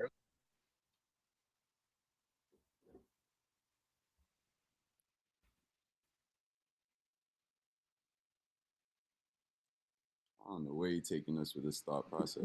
That was really Kev, salute you to the muted panel. yourself. Kev, you muted yourself. Big salute to Uncle Freezie, Dre, Mo, Hoodie Kev, Free Keith, everybody in the panel. I'm sorry. So I'm going to get to where I was going. Sorry about that. So here's the thing. So we were pretty bad, which means not good at all, right? We got a player, and in 15 years, 15, that said player led this team to 15 straight playoff appearances. 15. Hey, Hoodie Cam, just for the record. Go ahead. So let's see what these guys can do with their 15. Let me just. Well, Julius Randle's already, I guess, 2 for 3. The point that you making may not be a good one because in 1984, going into the draft, the Knicks were 47-35. Right, so we were a bad team that year. We ate against other bad teams. We were not a great team. But the irony is that this team this year has the same. We might finish with the same record, 47-35. Hope not. Hope not. But there's a chance though that we could. Right. And so the Pat Ewing draft, they put everybody on even footing, despite record, to do the first ever NBA draft lottery. Oh, hold on for 1 second, everybody. Go ahead. 1 second. I don't know, man. I think we. That was 1980. I'm sorry. We owe it to the front office to give them some space and some grace. They performed. They've performed. Oh, we were 24-58. My bad, handicap. 24. No, I 100% agree. I 100% agree. And I said it before, and I say it again. I still think that this front office is going to be our best front office that we've seen in the last 20 years. But what did that have to do with them not talking? We all agree. Yeah, it has nothing to do with it. Right. We I think for the most part, it has nothing to do with it. I think we all agree that the front office is doing a valiant job. The team is progressing. We have assets in every lane. We have young players. We have draft picks. We have time. For the most part, we may have cap space if we need it. So none of those things are an issue to us. What I was getting at is they don't say nothing, and it bothered me. And I was hoping that y'all would kind of help me get through it, right? Like, yo, man, why you need for Leon Rose to talk to you personally? I don't need for him to talk to me personally, bro. What I need for him to do, or the front office to do, is like when it comes to like little stuff is tact. It's called couth. Like little stuff, like when a guy when a guy is injured, maybe out, instead of just posting on the Knicks PR Twitter account, somebody can walk in front of a microphone. It don't have to be Leon Rose. Hey, Julius is gonna be out for a little while. You know, he'll be reevaluated, and what it is the fear of the organization is that somebody might ask a follow-up question. What are we doing to help him get better? Oh my God, I'm scared now. Oh my God, I'm afraid. No, you're right about that in a sense. I understand what you're saying because when I see the Giants, everybody talks. The GM talks. The owner talks. The head coach talks. The offensive coordinator. So I understand what you're saying. And other organizations, other sports, the whole everybody's gonna. Yeah, I see what you're saying. I definitely see what you're saying. Look, you scared? Is the organization afraid that a reporter is going to say, well, how hurt is he? Is this the type of stuff that you fear? That can't be it. No, he just knows that in typical Knicks fashion, anything that's going to be said will be twisted, will be used against this, that, and the other. Like they're avoiding confusion. And I'm not mad. Because that's what happens that's what happens. By who? Mark Berman? What they need to do is use the media. By the media, by fans. You know, like tell the media what they want to hear. Don't give them specifics. Generalize the questions, and now you make the media interpret to what they want to hear. That's what the Knicks need to do, but they don't do it. And you know what they could have said though? Here's the thing. Like I'm just using the Randle injury as an example, right? Not the all-encompassing, right? When Randle got hurt, they could say, hey, yeah, Randle. I just came out here to let everybody know that Randle is, his injury is a sprained ankle. And we don't know to what extent yet, but what we're assuming is that he'll be out 2 weeks and we'll reevaluate in 2 weeks. That's why they got Knicks PR Twitter. That's what they did. That's what they put out there in the statement, right? Yeah. But that's how you know it right now to talk about it. Right. But what they didn't do is allow a small follow-up, like something. Like, what did we okay, Tibbs. So what do we do in the interim or whatever? Or Tibbs is telling you that post game. He's telling you that. Okay. He's telling you what we're doing. All right. So that's what I'm saying. I don't understand what is like. You literally just need to hear Leon's voice. That's what you need. You just need to hear his voice. No, I think it's just a measure of having tact. It's just cool. Tact. Yeah. Yes, it's not necessarily with a paying customer. It's like when Free Keith go pick up his food after he pay. You know what I'm saying? People don't just shove the food in his face. You got your food, right? You got your food. Get the fuck on. But that's not. He's shoving the food in your face, and he's not doing any of that. He's actually being very much like in the background. What do you mean? Yeah, I'm saying what I'm saying is what I'm saying is this. Anytime cats are stakeholders, somebody has a stake in something, people are treated with a level of cool. They don't just say stuff like, I'll talk to you at the end of the season. You see me when you see me. He didn't say that. He's just not saying anything. That's like you're trying to make it. You're trying to twist something into something. It's not. He's not saying, "Oh, like I hate you." He's just not saying anything. But to be fair, Keith, there are execs in the city that have actually won championships, multiple, and they still have to use tact and still speak to the media, and still have to ingratiate themselves to the fans and let the fans know what they're doing. Like Brian Castro. Okay, they have to. They have to for what? We see at one point. No, they have to. Okay, so if they had to, Leon has to, and he has to for what?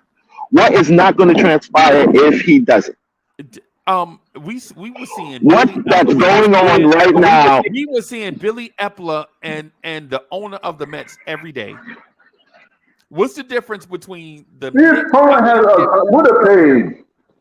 Thank you. He interacts with the owner has a Twitter page. He interacts with fans. Right. And that's awesome. And that's great. That's a plus. Nothing. That's what I'm saying.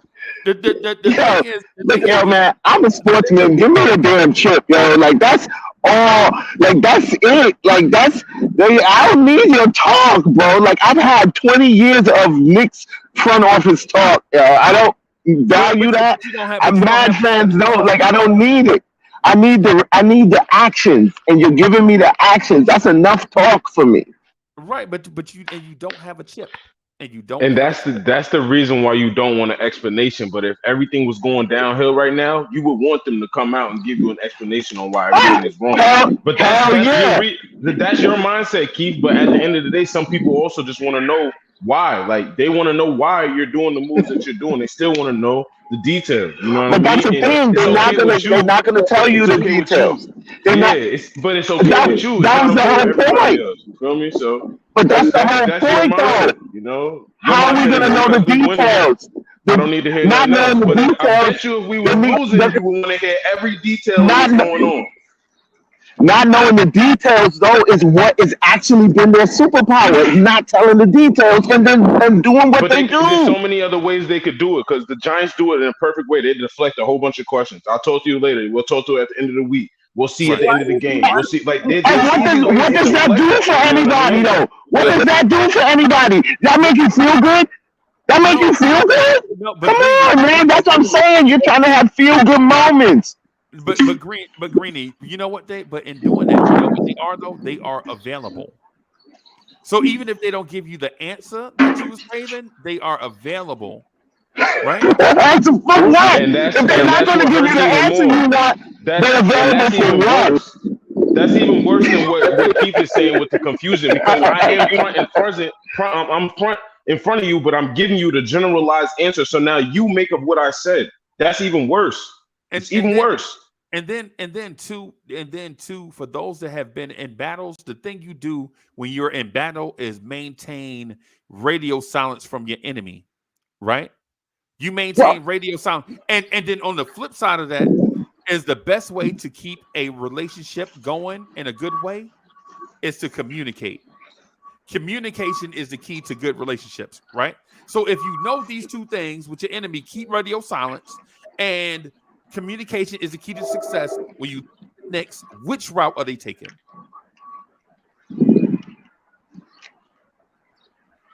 They trying to break hearts and stay silent. Yo, criminals move in silence, yo. How many temperatures these cats got hit with?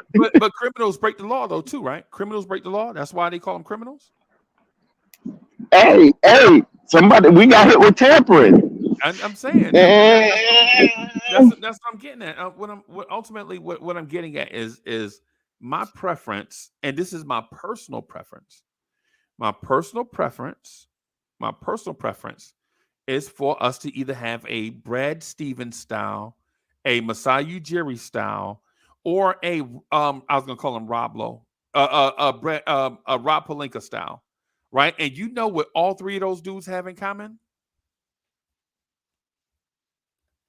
Championships. Instead, we get the King of Queens style. And you know what he's done since he's been here?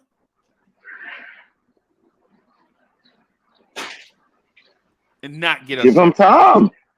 Right. Give him time. Right. And so my thing is I understand give them time, but the job. How long were those guys in before they gave chips up?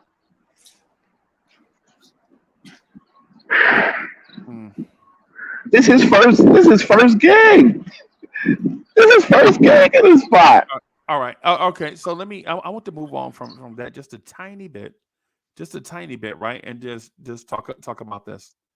Is it time to move on from Julius Randle, like Cass is saying on Twitter? Is it time? Have you seen enough in Julius Randle's absence to consider a life without Julius Randle?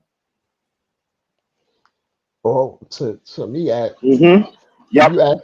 That's a ridiculous question. It's very ridiculous. I understand because I'm no, but whatever. It's a ridiculous question in a vacuum, but it's like no one, in my mind, no one is above being traded if it brings me closer to a championship. That's ultimately what it is. It's like there's probably the odds of a Julius Randle trade bringing us closer to a championship is very slim. Like I don't know what's out there, but if it were to exist and it would bring us closer to a championship, I would. There's no one above being traded in my mind. Absolutely nobody. There's only like 4 players I would, maybe 5, 6 players I'd trade Julius Randle for, like Luka. Nah, I don't even know about Luka. Honestly, you don't look good with. I don't even know right now. I don't even know. Y'all crazy? Like Giannis. I would put Julius Bags in my SUV and drive him to Dallas. I can't front me too. Coming here. Okay. He can go back home, but that's not realistic. Like Luka would never be on the market unless he decided to want to go. Right. We could trade everybody for value, but everybody's value ain't out there on the trade market right now. Right. I would say this to y'all and to fans that consider Julius Randle the anchor that stops this team from elevating. Julius Randle is playing like the Julius Randle is 25, 10, and 4 in Tom Thibodeau's system. Right? Can you imagine what a Julius Randle would do in a system that actually that showcased movement? and was on a floor that had 3-point shooters. What I would say, I think Julius Randle can average 28 points a game in a up-tempo style where they take 94, 95 shots a game. And Randle takes a lot of shots, by the way. I think he was like second in shots, but his shot diet would be different in a offense that Julius Randle in the Oklahoma City Thunder offense would average 30 points a game. Easy. Yo, I ain't no fan trying to make somebody else comfortable in some other system. Like I don't give a damn if I'm trading Julius. I'm not trading them to a system I feel you'll work better in. That's preposterous. Right. Cool. We talking about trading Julius now? We got to jump on that topic. No, yeah, we trading Julius now. Now we trading Julius. I heard trading Julius Randle that came back. I was like, oh, we on this now? Okay. Yeah, we trading Julius now. Well, that is one of the questions that is being asked out here in Knicks universe. I'm not with y'all on trading Julius Randle. And I hear y'all talking about trading Randle. I'm not with the trading Randle. Don't shoot the messenger now. You're right. Don't shoot the messenger. I'm just only thing I want to do. But this is the craziness I was telling you was going on earlier. Like Cats is really like, oh, we won a couple games. Look at these guys. They won a couple games without Julius. Like maybe we should trade Julius. Like maybe we should trade it. I'm like, okay, cool. But to me, what that says is, wow, we've won games without JB. We've won games without Randle. We've won games without RJ. That means we got a good deep squad. A deep team. We got a deep team. And deep teams go far in the playoffs. And deep teams go far. Well, here's the thing. This is I think what it boils down to. Our whole season is a testimony. If you go back and look at it, Julius going down, Brunson going down, RJ going down. All the people that we relied on to step on, they stepped up.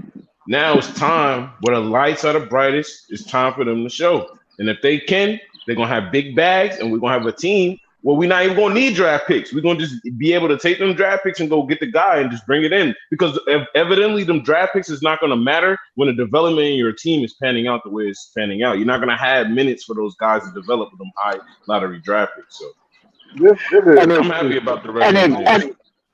Real rap though, Greeny. Like, and if Grimes blow, if IQ blow, if Obi blows, if any one of our guys blow, we can keep them. We can keep them because we can go over the cap with all of them to keep them.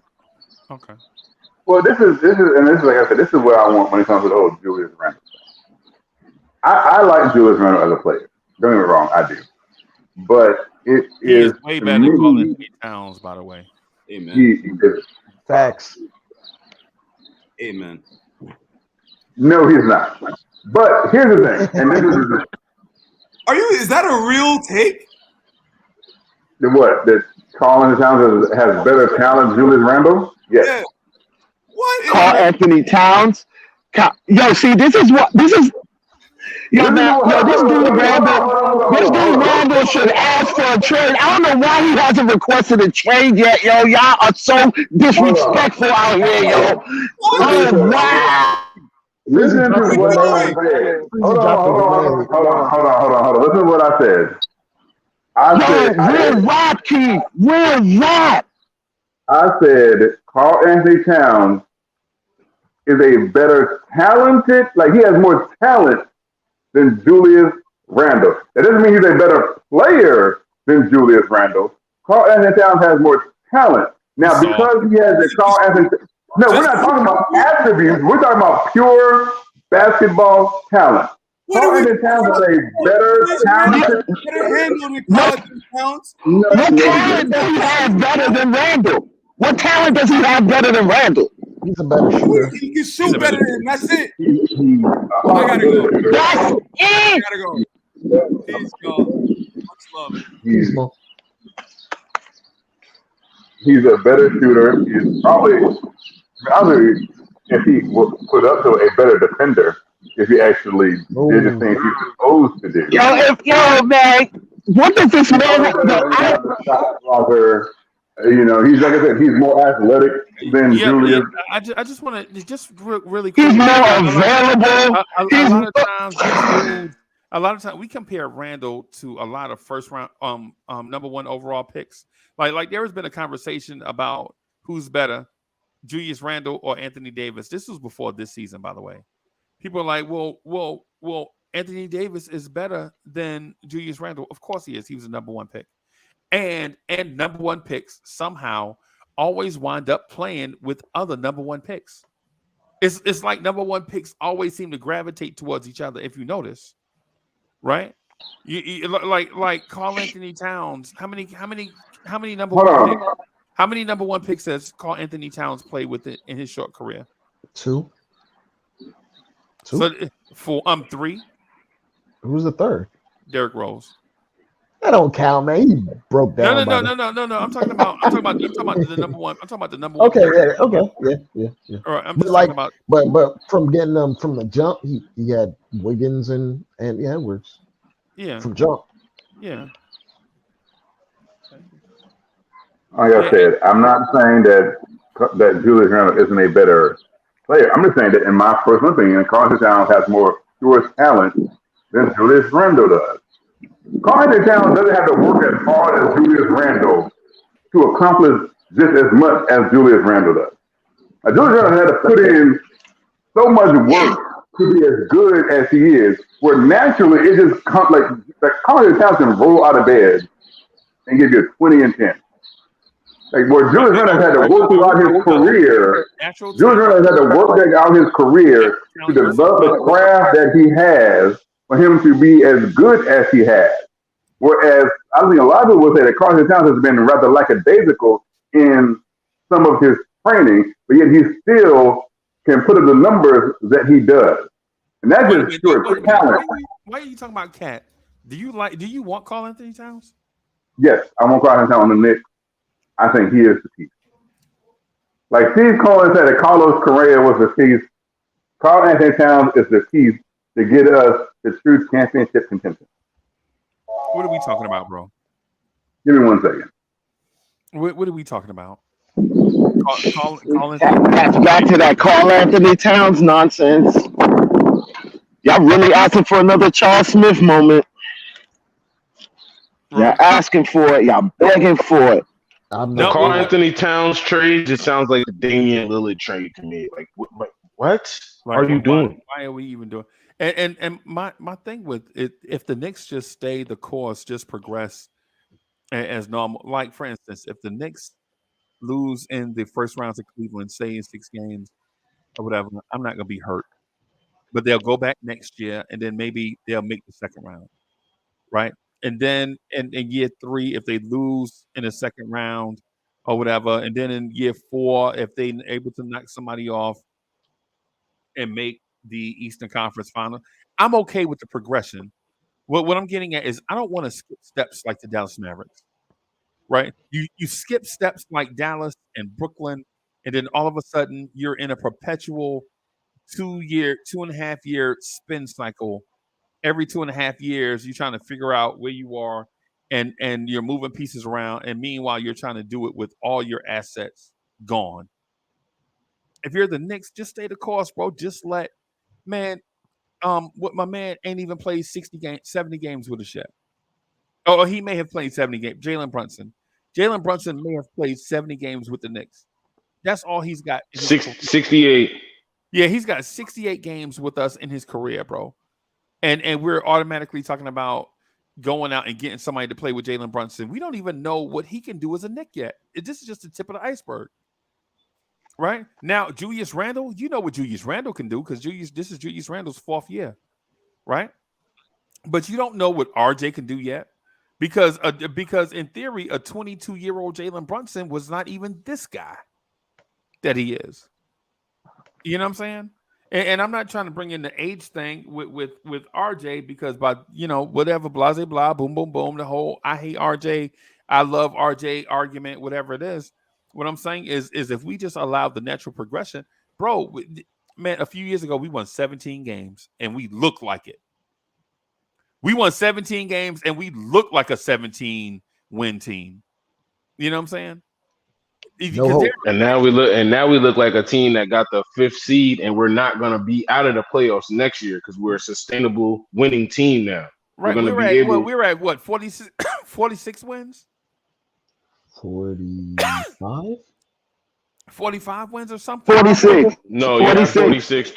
We have 3 games left. If we win out, we can end the season with 49 wins. But Greg, the point that I was is we look like we're a 46 win team that looked like a team that could have won 50 games. Yep. In the past, we were like if we had Hart earlier. Yeah, if in the past we were like a 28 win team that looked like a 15 win team. We didn't even have 82 games of full chemistry on this team yet, and we're edging on 50 wins.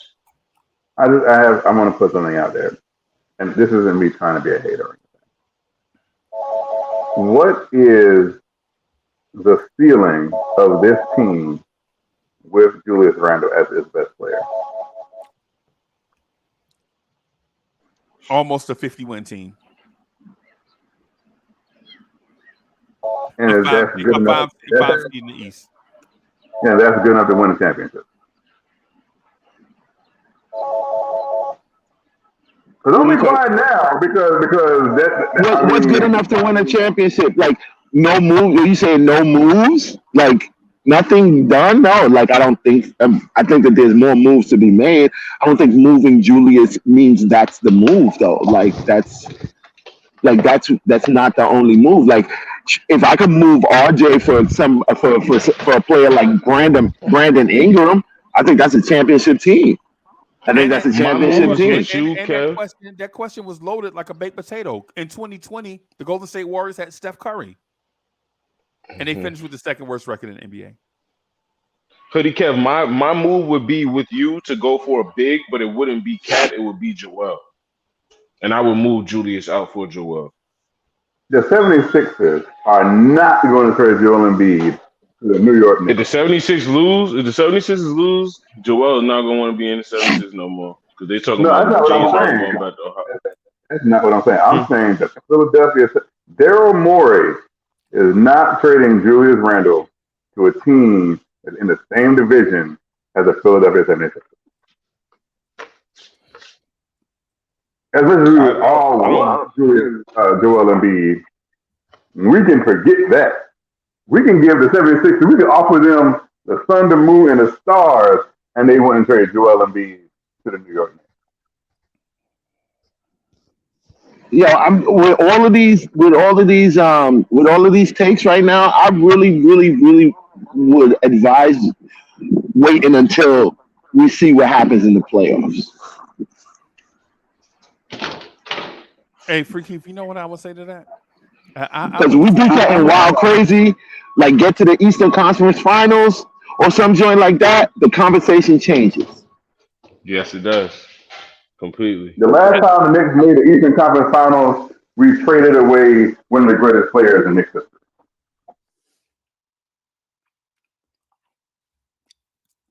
How old was that? How old was that? Doesn't matter how old they were. It does matter how old he was. It does matter. Because if he was 23, that's a topic for conversation. If he was 38,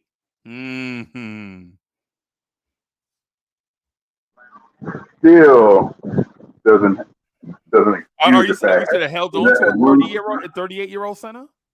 Yes, we did. And this team built 38-year-old center. Because trading that 38-year-old center was the beginning of a 20-year downfall. The Knicks have been cursed ever since. Hey, Hoodie Kev, I'm going to say something to you, bro, and you might not understand it, but the Knicks have been cursed regardless, and we've had players to win despite the curse. We've been cursed for a franchise since forever. We've won despite being cursed, bro.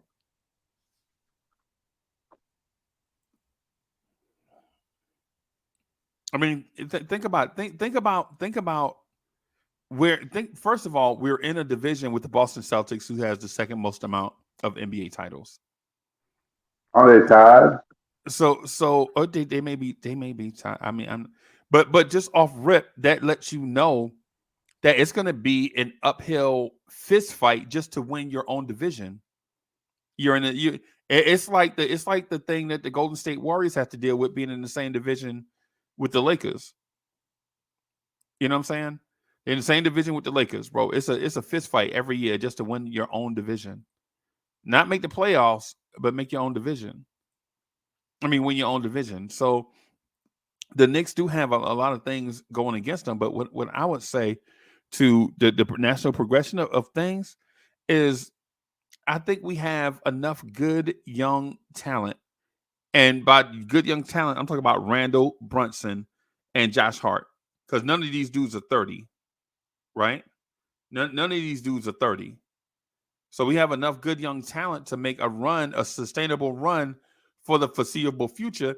But in that sustainable run, what you'd like to do is an incline, like progress from year to year with no steps backwards. And that right there is the hard part. This is the beginning of that. This is the beginning of that. This isn't the beginning of anything. The beginning. Yeah, this is not the beginning. The beginning started a while ago while Cats was complaining about what moves not being made and this, that, and the other. Like it was already started. Because if your nucleus is Julius, RJ, Quickly, Obi, they've been here 3 years. I mean, yeah, you've added the Brunsons, you've added the Harts, but you've had enough of the pieces, Mitch Robinson, you've had enough of these pieces here for 3-4 years. So this isn't the beginning, because 2 years ago, the Knicks were just the 4th seed in the Eastern Conference. No, what I mean by this is the beginning. This is the beginning of sustainable winning. Should that have happened when they were the 4th seed in the Eastern Conference? Should it have been something sustainable then? No, we didn't have a sustainable winning team. We have a sustainable winning team. Like, that's what I meant. Next year, we're not going to be out of the playoffs because we have a team that can sustainably win. That 4th seed team, we didn't have a sustainably winning team. Going into last season, not this season, going into last season, after the reports in the Eastern Conference, what were your expectations? Were you thinking they were going to win 17 games? Or were you thinking they were going to make the playoffs? My expectations, and I have receipts, is you can go back and I said the ceiling for the Knicks was the 6th seed, and they're one spot above my ceiling of expectations. No. Not this year. Last season, after the Knicks were 4th in the Eastern Conference, the next season, did you think they were going to make the playoffs again? No, I did not. Not with getting Kemba Walker, Knees, and Evan Fournier, no.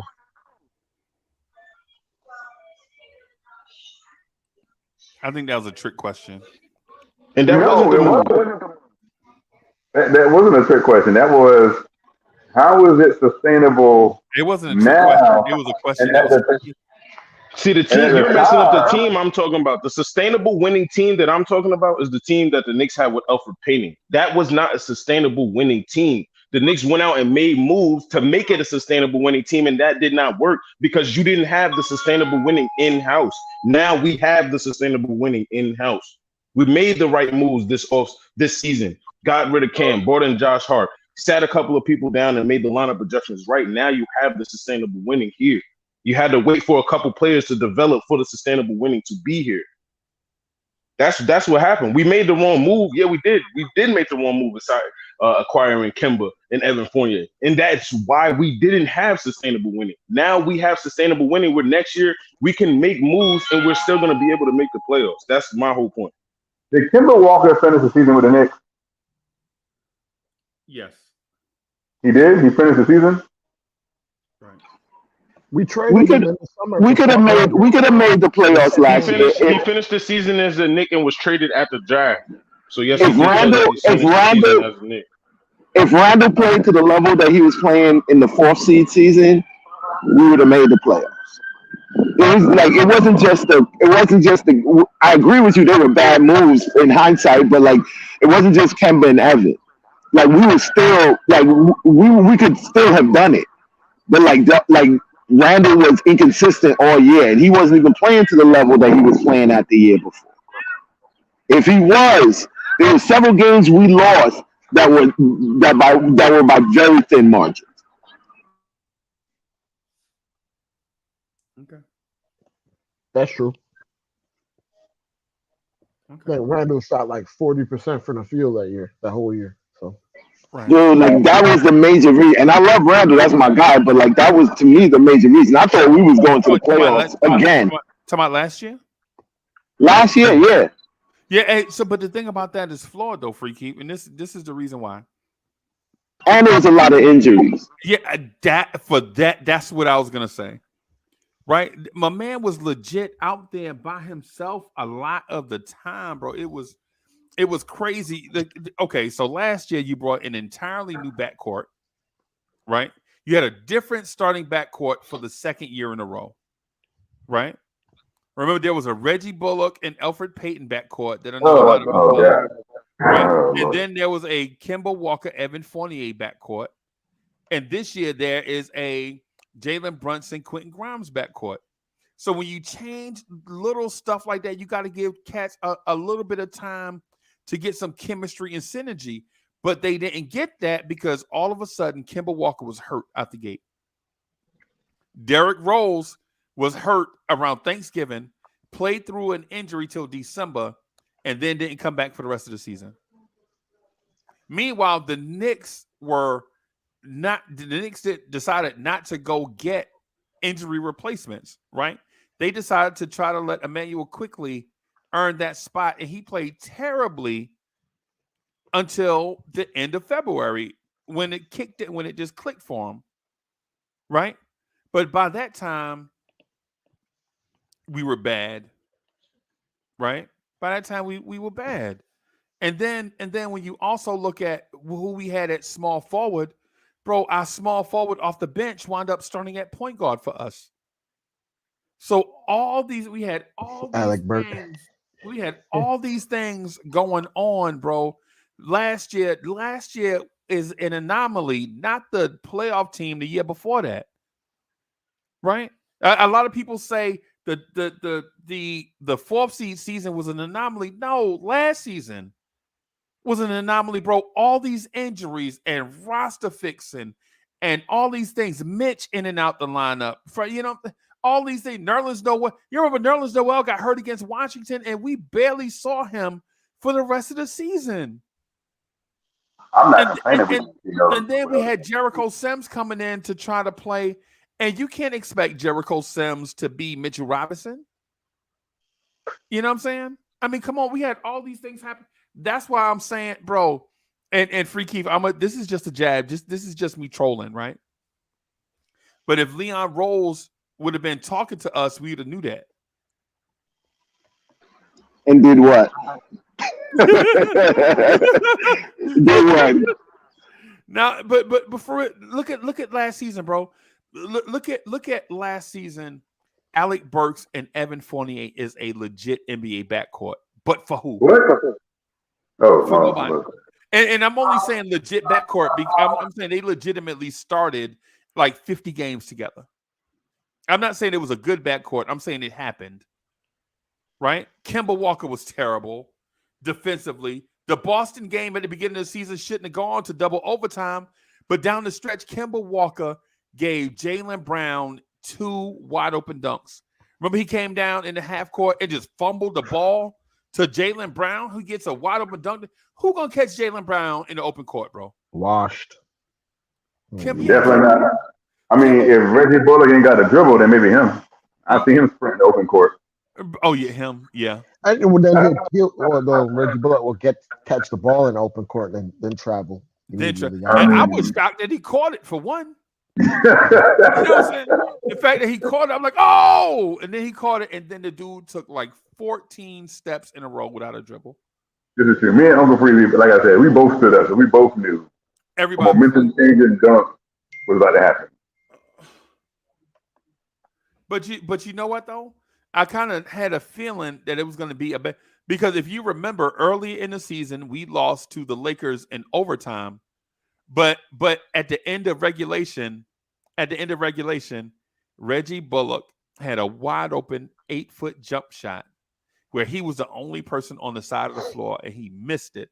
The Lakers get the ball back and Kentavious Caldwell-Pope knocks down a shot, and then we lose the game because Derrick Rose doesn't box out and lets some random guard get a tip in at the buzzer. And I was like, this is the season we're having right here. I wanted to chime in. One thing might be a little bit out of topic, but Andrew Wiggins is back for the Warriors. So Okay. just for those that want to know. Man, another number one pick, bro. Another number one overall pick. Rich get richer. Yeah, the rich get richer, bro. The rich get richer. The number one overall thing has some, because Golden State won championships with Andrew Bogut, and people forget about Bogut, but he was a number one pick. You don't win without them illegal screens. Yeah, and elbows to your chest. You can't lose unless you get elbows in your chest. But yeah, and the thing about it, ultimately, what I'm saying about this Knicks team, bro, is when you look back on it. Y'all remember the Portland game where Anthony Simons lit us up against Evan Fournier on a Saturday afternoon? Oh my God! Y'all remember that? And then when he was scorching hot, we put Quentin Grimes on him, and he roasted Grimes. It's too late by then. The dude done hit 5 in a row. Yeah, there's nothing you could do at that point when guys get hot with the shot making in this league. Yeah. If a guy gets hot, there's nothing you could do beyond like trapping him. Right. You just get the ball out of his hands, let him cool down. Right. Man. So there is a wide array of questions and some answers and a bunch of stuff that Knicks fans generally throw out in the stratosphere. And so a lot of times the conversations we have are sometimes we're pulling certain things in a lot of different directions. But as far as this team goes, man, all we have to do is just relax and let this team get better organically. I think sometimes we forget that a lot of stuff grows organically, right? You don't have to speed it up, put it in the microwave, all that stuff. You could just allow it to be itself and it'll grow. I wonder where you heard that. He always high stepping on us, bro. You see that? He always punted his. I know he right. Y'all never be wanting to let this stuff bubble, yo. You gotta let the pot bubble, let it cook, yo. I would have to agree with Keith Turner on this one. You gotta let this one cook and simmer in the crock pot. We got a point guard that came here and is flirting with the 50-40-90 club. Like right. That's something we can talk about. Like the curse has been lifted, and his name is Jalen Brunson. Like, you got a point guard flirting with 50-40-90. Right. Probably MIP. You got a 6th man of the year, most likely. And I'm pretty Most sure likely. Julius Randle is getting MVP votes again. I'm pretty sure he's getting MVP votes again. But the Knicks is looking upside. Like you could want draft picks, but why would you want draft picks? They're not gonna they're just a developmental piece just in case everything falls apart at this point because they're not gonna have playing. Like or assets for trades, which we have those. You know what I'm saying? Like to me, like there is nothing that we're getting. Unless we're in the top 10 of the draft, there's nothing we get in this next draft that's going to help us immediately. Like that, it's just fodder for stuff that we need in trade.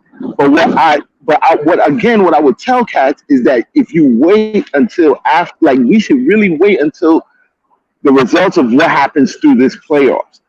We get to the Eastern Conference. I'm not even mad at just running it back. Right. Freaky, let me disagree with you real quick. Not because I think I agree with most what most of you said. I just want to throw in just a teeny bit. I think the draft picks are important because you have to put talented players on your roster that are on cheap contracts, right? Like you can't have everybody on your roster making. I'm talking about talented now. I'm talking about in terms of talent, right? You got to have talented guys on cheap contracts. Now, will they one day look to get extensions and be on big contracts? Yes, of course. And if they've reached their potential, of course you want them. But the reason why I say that is because at some point you got to stop. And then when I say you, I mean me and other Knicks fans. We got to stop looking at Mitchell Robinson as a project. He's a 5th-year veteran. He's a veteran now. RJ Barrett is a 4th-year player. He's a veteran now in terms of NBA years. and Emmanuel Quickly and Obi are coming up on their 4th seasons.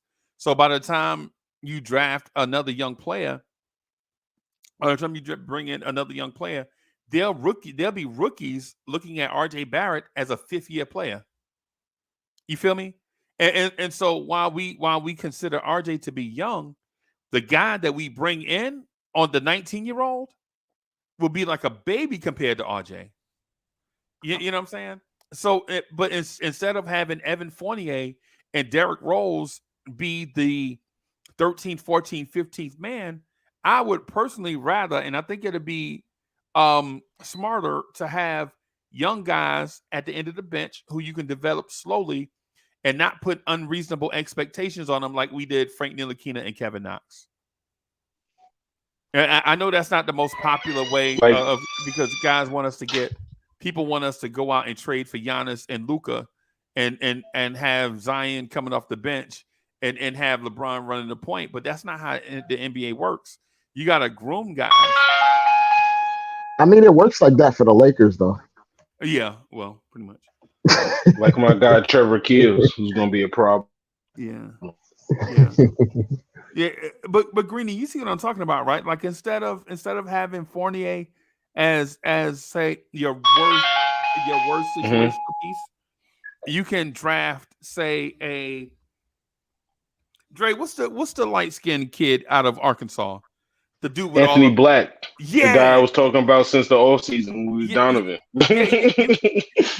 Anthony Black, and put him on the bench and let him develop, go down, get some G League games. I was about to say, let him average 25 in the G League. Yeah, let him just go down there and destroy and get his confidence all the way up, and then that way, and then or say you can get Taylor Hendricks to slide into that OP role. But look, let me tell you the key words you said in that phrase, though. The key words you said is the Knicks fans not having expectations on these players. That is the key words in that phrase.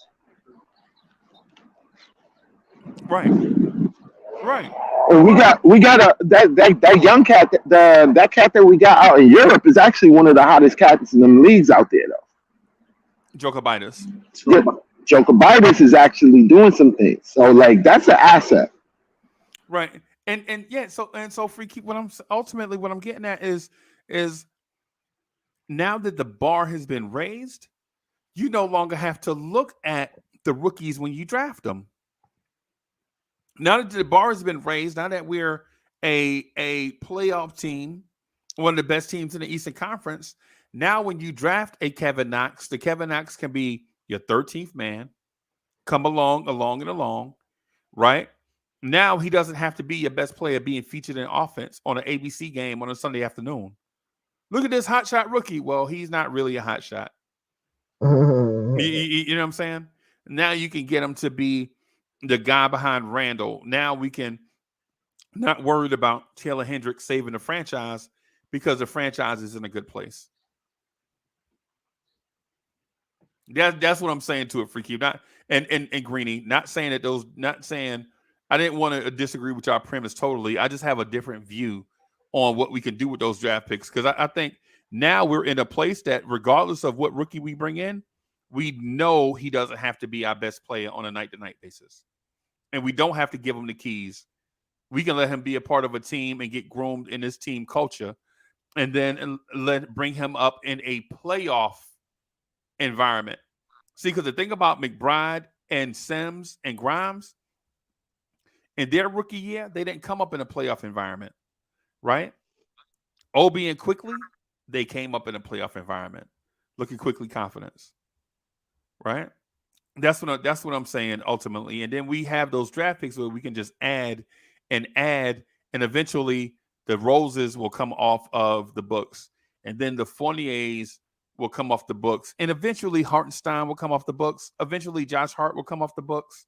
And things like that, but you'll be backfilling it with cheaper, more talented players that fit into your style of play and your culture.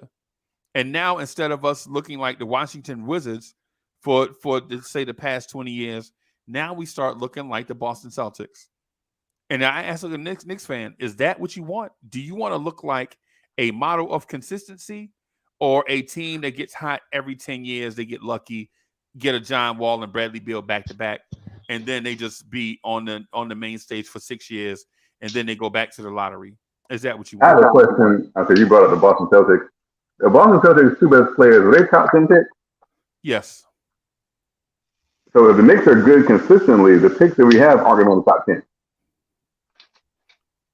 Okay. So that's a bad analogy because you're basing it's not a you bad. said the Boston Celtics specifically, and the Boston Celtics' two best players are top 10 picks. Right. But one of those picks was not their original picks. One of those picks they got in a trade. Mm-hmm. They didn't have the worst record. Mm-hmm. Right. And then the next year, the Tatum year, that team had a point guard. Y'all remember Isaiah Thomas? Anybody remember Isaiah Thomas with the hip injury? Remember they lost in the playoffs? Remember that team fell apart? Yep. Y'all remember that? Remember that team fell apart? It got old. Yeah, It got old real quick. yeah. Hoodie Cat. That team was a contender. One young guy got old. The other guys were old.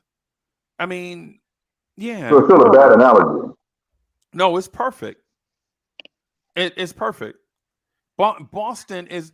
I don't understand how you would even say that. Because who's old? Because Jalen Brunson's not old, and Julius Randle's not old, and RJ Barrett's not old, and Mr. Robinson's not old, and what I just said that. I just said that. But I also said that Derrick Rose will come off your roster, and then Evan Fournier will come. I just said that. I think, me personally, waiting around. I'm 37, Uncle Freezie. 37. I'm not as old as, no offense, you and Free Keith. How you know that? You don't know how old me and Free Keith are. I'm pretty sure I know how old you and Free Keith are. I'm pretty sure you were alive the last time the Knicks won the championship.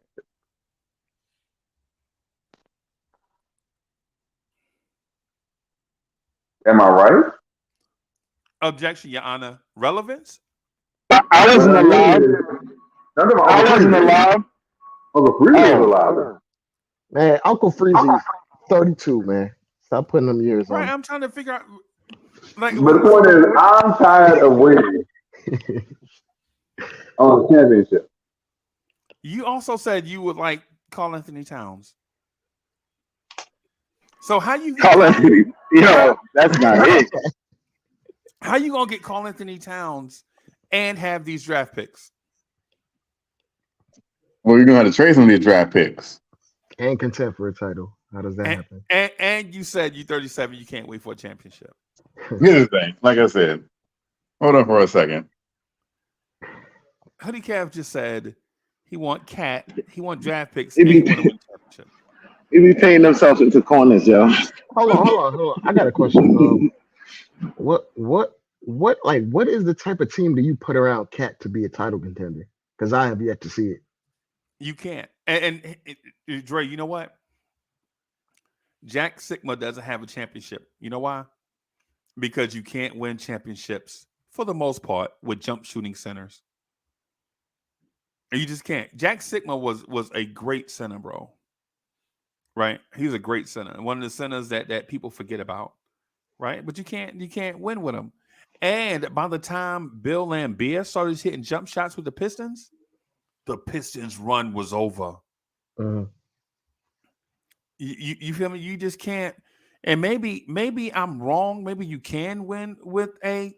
You have to be legitimately the greatest 7-foot shooter ever, like Dirk, and then you have to build like perfectly around his skill set, right? Perfectly with no mistakes, right? In order to get that off, and right. And now, you notice Anthony Davis. Like, Anthony Davis doesn't even shoot jump shots no more for the most part. Nah, if you watch him recently, he's just dominating in the paint. Right. Right. Especially because teams are not trotting out big lumbering centers anymore. Right. So he can just do what he does and use his athletic ability, his God-given talent and touch and skill. Just dominate on the glass. Right. Hinton Murphy in the building. Hinton Murphy says Ewing was a jump shooter. Yeah, and Ewing didn't win a You don't got a chip. And that's my guy too, by the way. I hate to even say that, but you know, he don't have a chip. You know, I mean, you know, it saddens me, bro. But for the most part, what Free Keith said, I think it's totally accurate, bro. We just gotta stay the course, man. Just build step by step, not rush it. I agree. And if there's a move to be had, then they'll be had. Because if we stay the course, all these guys that we have on our teams, their value will increase. Where we don't have to give up 2, 3, 4 first rounders to attain a nice player that'll put us closer to championship contention. Skip steps. Exactly. And I would say this too. The reason why the pre-trust the process Sixers and the trust the process Sixers are in the same place is because they skip steps. Agreed. The Jimmy Butler thing didn't do them in, right? The Tobias Harris and Al Horford thing did them in. Luka, the reason the Mavs are in the scenario that they're in is because they skip steps all the time, every 2 years. Every 2 years. The reason why the Rockets can't win, they skip steps all the time. Instead of building around Harden, they just kept bringing in guys to play with Harden to get him over the hump. And now the Rockets are a mess. Well, they're going to get Harden back now, so we'll see. Right. If they don't win, I think Harden is out of there for good, though. I think Harden don't care about winning, bro. Right. Regardless of how the season ends, he's about it. If he gets a title, he's going to even be more content to go back to Houston. Right. Yeah. Fellas, I'm gonna get out of here. I'm gonna wrap up, man. I'm gonna go in here and take me a lunch break and then try to do some stuff before I get fired. I would try to put a little bit of work in before. Yeah, me too. Yeah, man. Thank y'all for hanging out with me, man. Again, I apologize on the way things happened earlier with the joint. I just can't. What I realize is I can't have like 6 or 7 people on at one time. It's just like shut down and things start freezing and lagging. So when we do a big when we do a family reunion, we'll just have to do it on this. So all right, y'all. Thank y'all for hanging out with me, man. Knicks at Night podcast coming your way 11 o'clock ish Eastern Standard Time. We will holler at y'all then. Peace, y'all. Peace.